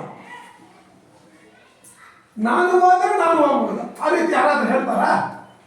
ಅದ್ರ ಗೂಢಾರ್ಥ ಇದೆ. ಇಲ್ಲಿ ಕೇಳಿ, ಮುದಸಿರಿ ಇಲ್ಲಿ ಕೇಳ. ಅದರ ಅರ್ಥ ಏನು ಗೊತ್ತಾ? ನಾನು ಹೋದರೆ ನಾನು ಹೋಗಬಹುದು ಅಂತ ಹೇಳ್ತಾರೆ. ಅದರ ಅರ್ಥ ನಾನು ಅನ್ನೋದು ಹೋದರೆ, ಅರ್ಥ ಆಗ್ತಾ ಇದೆಯಾ?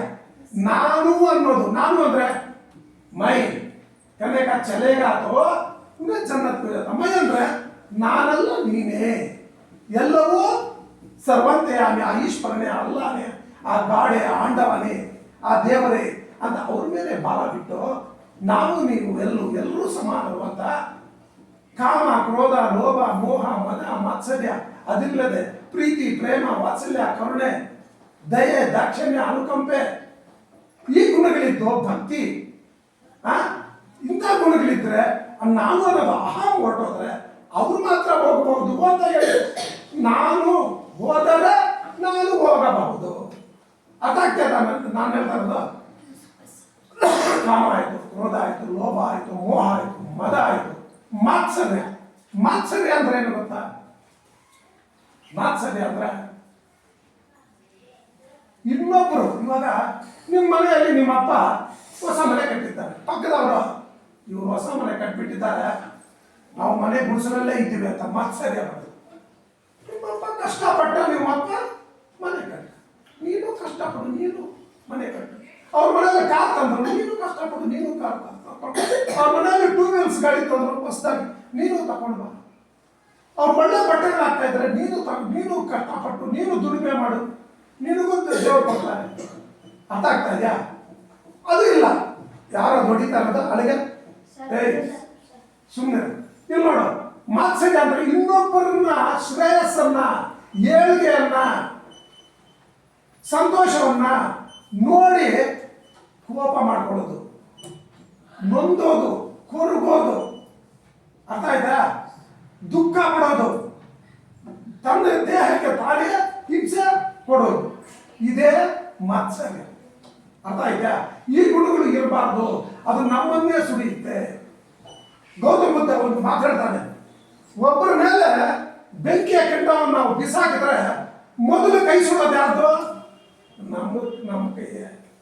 ಇನ್ನೊಬ್ಬರಿಗೆ ನಾವು ಬೆಂಕಿಯನ್ನು ಎತ್ಕೊಂಡು ಹಿಂಗೆ ಎಸೆದ್ರೆ ಅವ್ರ ಮೇಲೆ ಫಸ್ಟ್ ಸುಡೋದು ಯಾರ್ದು? ನಮ್ಮ ಕೈಯೇ. ಅದಕ್ಕೆ ಬೇರೆಯವ್ರಿಗೆ ನಾವು ದುಃಖ ಕೊಟ್ಟರೆ ಆ ದುಃಖ ಮತ್ತೆ ತಿರುಗಿ ನ್ಯಾಯ ಮಾಡಿ ಅದು ಮತ್ತೆ ನಮ್ಮ ತಲೆ ಮೇಲೆ ಬರುತ್ತೆ. ಇನ್ನೊಬ್ಬರಿಗೆ ನಾವು ದ್ವೇಷಿಸಬಾರ್ದು, ದೂಷಿಸಬಾರ್ದು, ಮೋಸ ಮಾಡಬಾರ್ದು. ಬಯಬಾರ್ದು, ಕೆಟ್ಟದ್ದನ್ನು ಬಯಸಬಾರ್ದು. ಅನಾವಶ್ಯಕ. ಪ್ರಪಂಚ ವಿಶಾಲವಾಗಿದೆ. ನೀನು ಏನ್ ಬೇಕಾದ್ರೂ ಸರ್, ಅದು ತೆಲುಗಿನಲ್ಲಿ ಹೇಳ್ತಾರೆ, ನರ ಮೆಚ್ಚಿದರೆ ನಾರಾಯಣ ಆಗುತ್ತಾನೆ ಅಂತ. ನರ ಮೆಚ್ಚಿದರೆ ನರ ನಾರಾಯಣನಾಗ್ಬೋದು, ಮನುಷ್ಯ ದೇವರು ಕೂಡ ಆಗ್ಬೋದಂತೆ. ಅಷ್ಟೊಂದು ಪದವಿ ಅವನಿಗೆ ಸಿಗುತ್ತೆ. ಕಷ್ಟ ಪಡಬಾರ್ದು, ಸುಮಾರ್ತನ ಮಾಡಬಾರ್ದು. ಇವಾಗ ಇದ್ದೀರಾ, ಇಲ್ಲಿ ನೋಡ್ರ, ಇಲ್ಲಿ ಕೇಳಿ, ನೀವಾಗ ಇದ್ದೀರಾ, ಯಾರೋ ಚೀಫ್ ಮಿನಿಸ್ಟರ್ ಆಗ್ತಿರೋ, ಯಾರು ಪ್ರೈಮ್ ಮಿನಿಸ್ಟರ್ ಆಗ್ತಿರೋ, ಯಾರು BO ಆಗ್ತಿರೋ, ಯಾರು DDP ಆಗ್ತಿರೋ, ಕಮಿಷನರ್ ಆಗ್ತಿರೋ, ಯಾರು ಗೊತ್ತು? ಆಗ್ತೀರಾ. ನೀವು ಕಷ್ಟಪಟ್ಟು ನಾವು ನೀನು ಫಸ್ಟ್ ಆಸೆ ಪಡಬೇಕು. ನಾನು ಇದಾಗಬೇಕು ಅಂದ್ರೆ ಅದು ಹಾಗೆ ಆಗ್ತೀರ. ಇದಾಗಬೇಕಂದ್ರೆ ನೀವು ಹಾಗೆ ಆಗ್ತೀರ. ಯಾಕಾಗಲ್ಲ? ದೇವರು ಆ ಪವರ್ ನಿಮ್ಗೆ ಕೊಟ್ಟಿದ್ದಾರೆ. ನೀವು ಯಾರು ನಮಗೆ ಬೇಡ ಅಂದ್ರೆ ಬೇಡ. ಕಾಮ ಆಯ್ತು, ಕ್ರೋಧ ಆಯ್ತು, ಲೋಭ ಆಯ್ತು, ಮೋಹ ಆಯ್ತು, ಮದ ಆಯ್ತು, ಮಾತ್ಸರ್ಯ ಆಯ್ತು. ಅರ್ಥ ಆಗ್ತಾ ಇದೆಯಾ? ಇನ್ನು ಮುಂದೆ ಹೇಳಬೇಕಾ, ಸ್ಟಾಪ್ ಮಾಡಲ? ಬೋರ್ ಹೊಡಿತಾ ಇದೆ ನಿಮಗೆ. ಎಷ್ಟು ಟೈಮು? 12:35. ಇನ್ನು ಸ್ವಲ್ಪ ಹೊತ್ತು ಮಾತಾಡಿ ನಿಲ್ಲಿಸ್ಬಿಡ್ತೀನಿ. ಅರ್ಥ ಆಯ್ತಾ? ರೋಜ ಅಂದ್ರೆ ನಿಮಗೆ ಚೆನ್ನಾಗಿ ಅರ್ಥ ಆಯ್ತು. ಅರ್ಥ ಆಯ್ತಾ? ಇವಾಗ ದೇವ್ರ ಬಗ್ಗೆ ಹೇಳೋಣ ಅಂದ್ರೆ ಲಾಂಗ್ ಆಗುತ್ತೆ. ದೇವ್ರ ಬಗ್ಗೆ ಹೇಳಕ್ಕೆ ಸಮಯ ಇಲ್ಲ. ನೀವು ಟೈರ್ಡ್ ಆಗಿದ್ದೀರಾ. ನಾನು ನೋಡ್ತಾ ಇದ್ದೀನಿ, ಜಾಸ್ತಿ ಹೊತ್ತು ತಗೊಂಡಿದ್ದೇನೆ ಕ್ಲಾಸನ್ನ, ಅದಕ್ಕೆ ಸುಸ್ತಾಗ್ತಾ ಇದ್ದೀರಾ. ಇನ್ನೊಂದ್ಸಲಿ ಬರೀ ದೇವ್ರ ಬಗ್ಗೆನೇ ನಾನು ಹೇಳ್ತೀನಿ. ಅರ್ಥ ಆಗ್ತಾ ಇದೆಯಾ? ಇವಾಗ ನಿಮ್ಗೆ ರೋಜ ಬರೀ ಹೊಟ್ಟೆಗಲ್ಲ, ನಮ್ಮ ಕಣ್ಣು, ಕಿವಿ, ಮೂಗು, ನಾಲಿಗೆ, ಬಾಯಿ, ಮನಸ್ಸು, ಬುದ್ಧಿ, ಚಿತ್ತ ಎಲ್ಲದಕ್ಕೂ ನಾವು ರೋಜಾ ಇದ್ದು, ನಾವು ಆ ರೀತಿ ಇದ್ರೇನೆ ಅದು ರೋಜಾ ಆಗೋದು. ಅದ್ರ ಜೊತೆಯಲ್ಲಿ 5 ಸರಿನೂ ನಮಾಜ್ ಮಾಡಬೇಕು.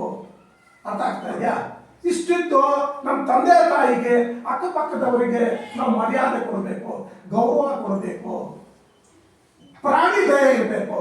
ಇವಾಗ ನೀವು ರೋಜಾ ಇದ್ದೀರಾ, ಅಲ್ಲೊಂದು ನಾಯಿ ಹೋಗ್ತಾ ಇರುತ್ತೆ, ಎತ್ತಿದ್ದ ಕಲ್ಲ ನೋಡ್ಬಿಡೋದು ಕೆಲವರು ಮಕ್ಕಳು. ನಾನು ನೋಡ್ತೀನಿ, ಅದು ಭಯ ಅಂತ ಅದು ಪಾಪ ಕಿರ್ಚ್ಕೊಡೋದು, ನೀವು ನಗೋದು, ಅದು ಒಳ್ಳೇದ? ಪ್ರಾಣಿ ದಯ ಇರಬೇಕು.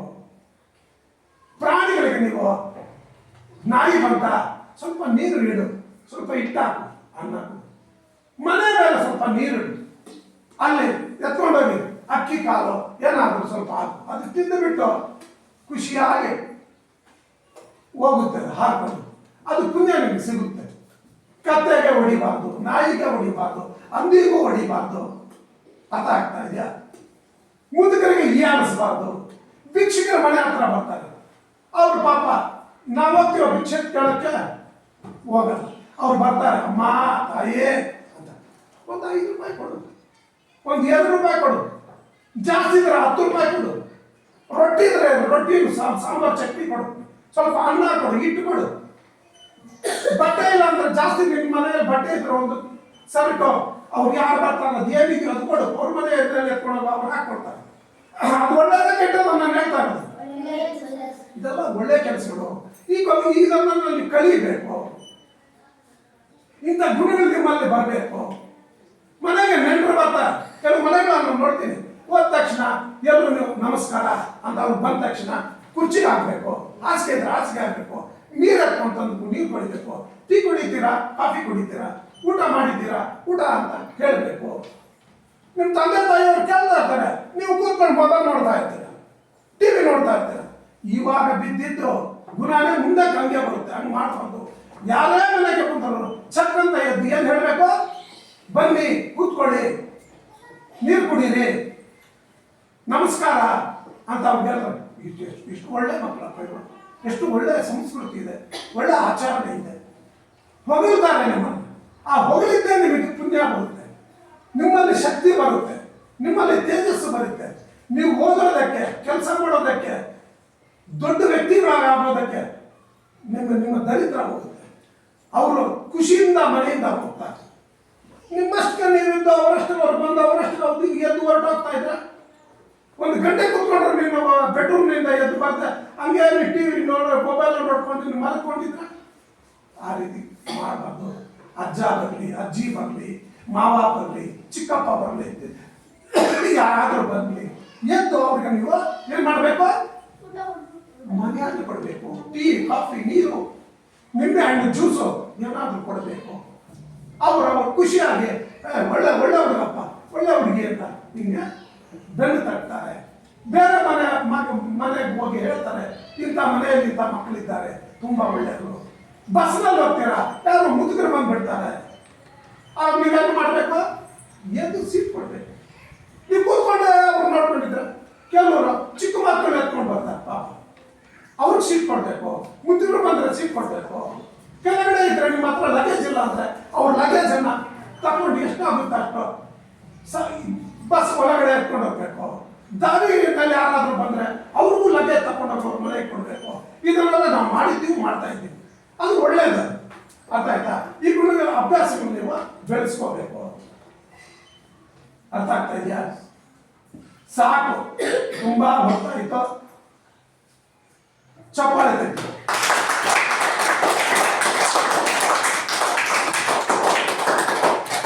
ಇನ್ನೊಂದ್ಸಲ ನಾನು ನಿಮ್ಗೆ ದೇವ್ರ ಬಗ್ಗೆ ಇನ್ನೊಂದು ಬ್ರೀಡ್ ತಗೊಳ್ತೀನಿ. ದೇವರು ಅಂದ್ರೆ ಏನು? ದೇವರು ಎಲ್ಲಿದ್ದಾನೆ, ಹೆಂಗಿದ್ದಾನೆ, ಅವ್ನು ಹೆಂಗೆ ನೋಡೋದು, ಅವ್ನು ಹೆಂಗೆ ಅರ್ಥ ಮಾಡ್ಕೊಳ್ಳೋದು. ಅರ್ಥ ಆಗ್ತಾ ಇದೆಯಾ? ಬರೀ ದೇವ್ರ ಬಗ್ಗೆನೇ ಹೇಳ್ತೀನಿ. ಅರ್ಥ ಆಗ್ತಾ? ದೇವರು ಅಂದ್ರೆ ಏನು, ಅವ್ನು ಎಲ್ಲಿದ್ದಾನೆ, ಹೆಂಗಿದ್ದಾನೆ, ಏನ್ ಮಾಡ್ತಾ ಇದ್ದಾನೆ, ಅವ್ನು ನೋಡೋದು ಹೆಂಗೆ, ಅವ್ನು ಕಂಡುಹಿಡಿಯೋದು ಹೆಂಗೆ, ಅವ್ನು ಅರ್ಥ ಮಾಡ್ಕೊಳ್ಳೋದು ಹೆಂಗೆ. ಅರ್ಥ ಆಗ್ತಾ ಇದೆಯಾ? ಬರೀ ದೇವ್ರ ಬಗ್ಗೆನೇ ಹೇಳ್ತೀನಿ. ಅರ್ಥ ಆಯ್ತಾ? ಯಾಕಂದ್ರೆ ಇಡೀ ಪ್ರಪಂಚವೆಲ್ಲ ಆ ದೇವ್ರ ಮೇಲೇನೆ ನಂಬಿಕೆ ಇಟ್ಟು ಎಲ್ಲರೂ ಬದುಕ್ತಾ ಇದ್ದಾರೆ. ನಾವು ಸತ್ತ ಮೇಲೆ ಕೂಡ ನಾವು ಎಲ್ಲಿ ಹೋಗ್ತೀವಿ? ದೇವ್ರ ಹತ್ರ ಹೋಗ್ತೀವಿ ಅಂತ.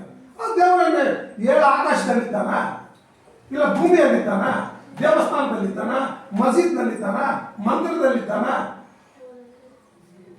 ಇಲ್ಲ ದರ್ಗಾನಲ್ಲಿದ್ದಾನ, ಇಲ್ಲ ಹಚ್ಚಿನಲ್ಲಿದ್ದಾನ, ನಮ್ಮ ಒಳಗಡೆ ಇದ್ದಾನ, ನಮ್ಮ ಆಚೆ ಕಡೆ ಇದ್ದಾನ, ಕಾಡಲ್ಲಿದ್ದಾನ, ಗುಹೆಯಲ್ಲಿದ್ದಾನ, ಹೆಂಗಿದ್ದಾನೆ?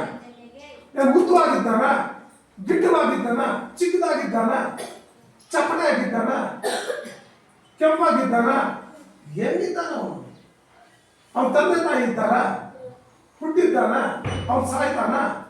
ಇದಕ್ಕೆಲ್ಲ ಎಲ್ಲ ಪ್ರಶ್ನೆಗಳಿಗೂ ನೀವು ಉತ್ತರ ಹೇಳ್ತೀನಿ. ದೇವರನ್ನ ನೀವು ನೋಡಬೇಕು. ಆ ರೀತಿ ನಿಮ್ಗೆ ಐಡಿಯಾ ಬರಬೇಕು. ಅರ್ಥ ಆಗ್ತಾ ಇದೆಯಾ? ಎಲ್ಲರೂ ದೇವರು ದೇವರು ಅಂತ ಇವಾಗ ಪೂಜೆ ಮಾಡ್ತಾರೆ, ನಮಾಜ್ ಮಾಡ್ತಾರೆ, ಜಪ ಮಾಡ್ತಾರೆ, ತಪಸ್ ಮಾಡ್ತಾರೆ, ಧ್ಯಾನ ಮಾಡ್ತಾರೆ. ಯಾರಾದರೂ ದೇವ್ರು ನೋಡಿದ್ದೀರಾ? ಯಾರಾದರೂ ನೋಡಿದ್ದೀರಾ? ನಿಮ್ಮ ತಂದೆ ನೋಡಿದ್ದಾರಾ? ನಿಮ್ಮ ತಾಯಿ ನೋಡಿದ್ದಾರಾ?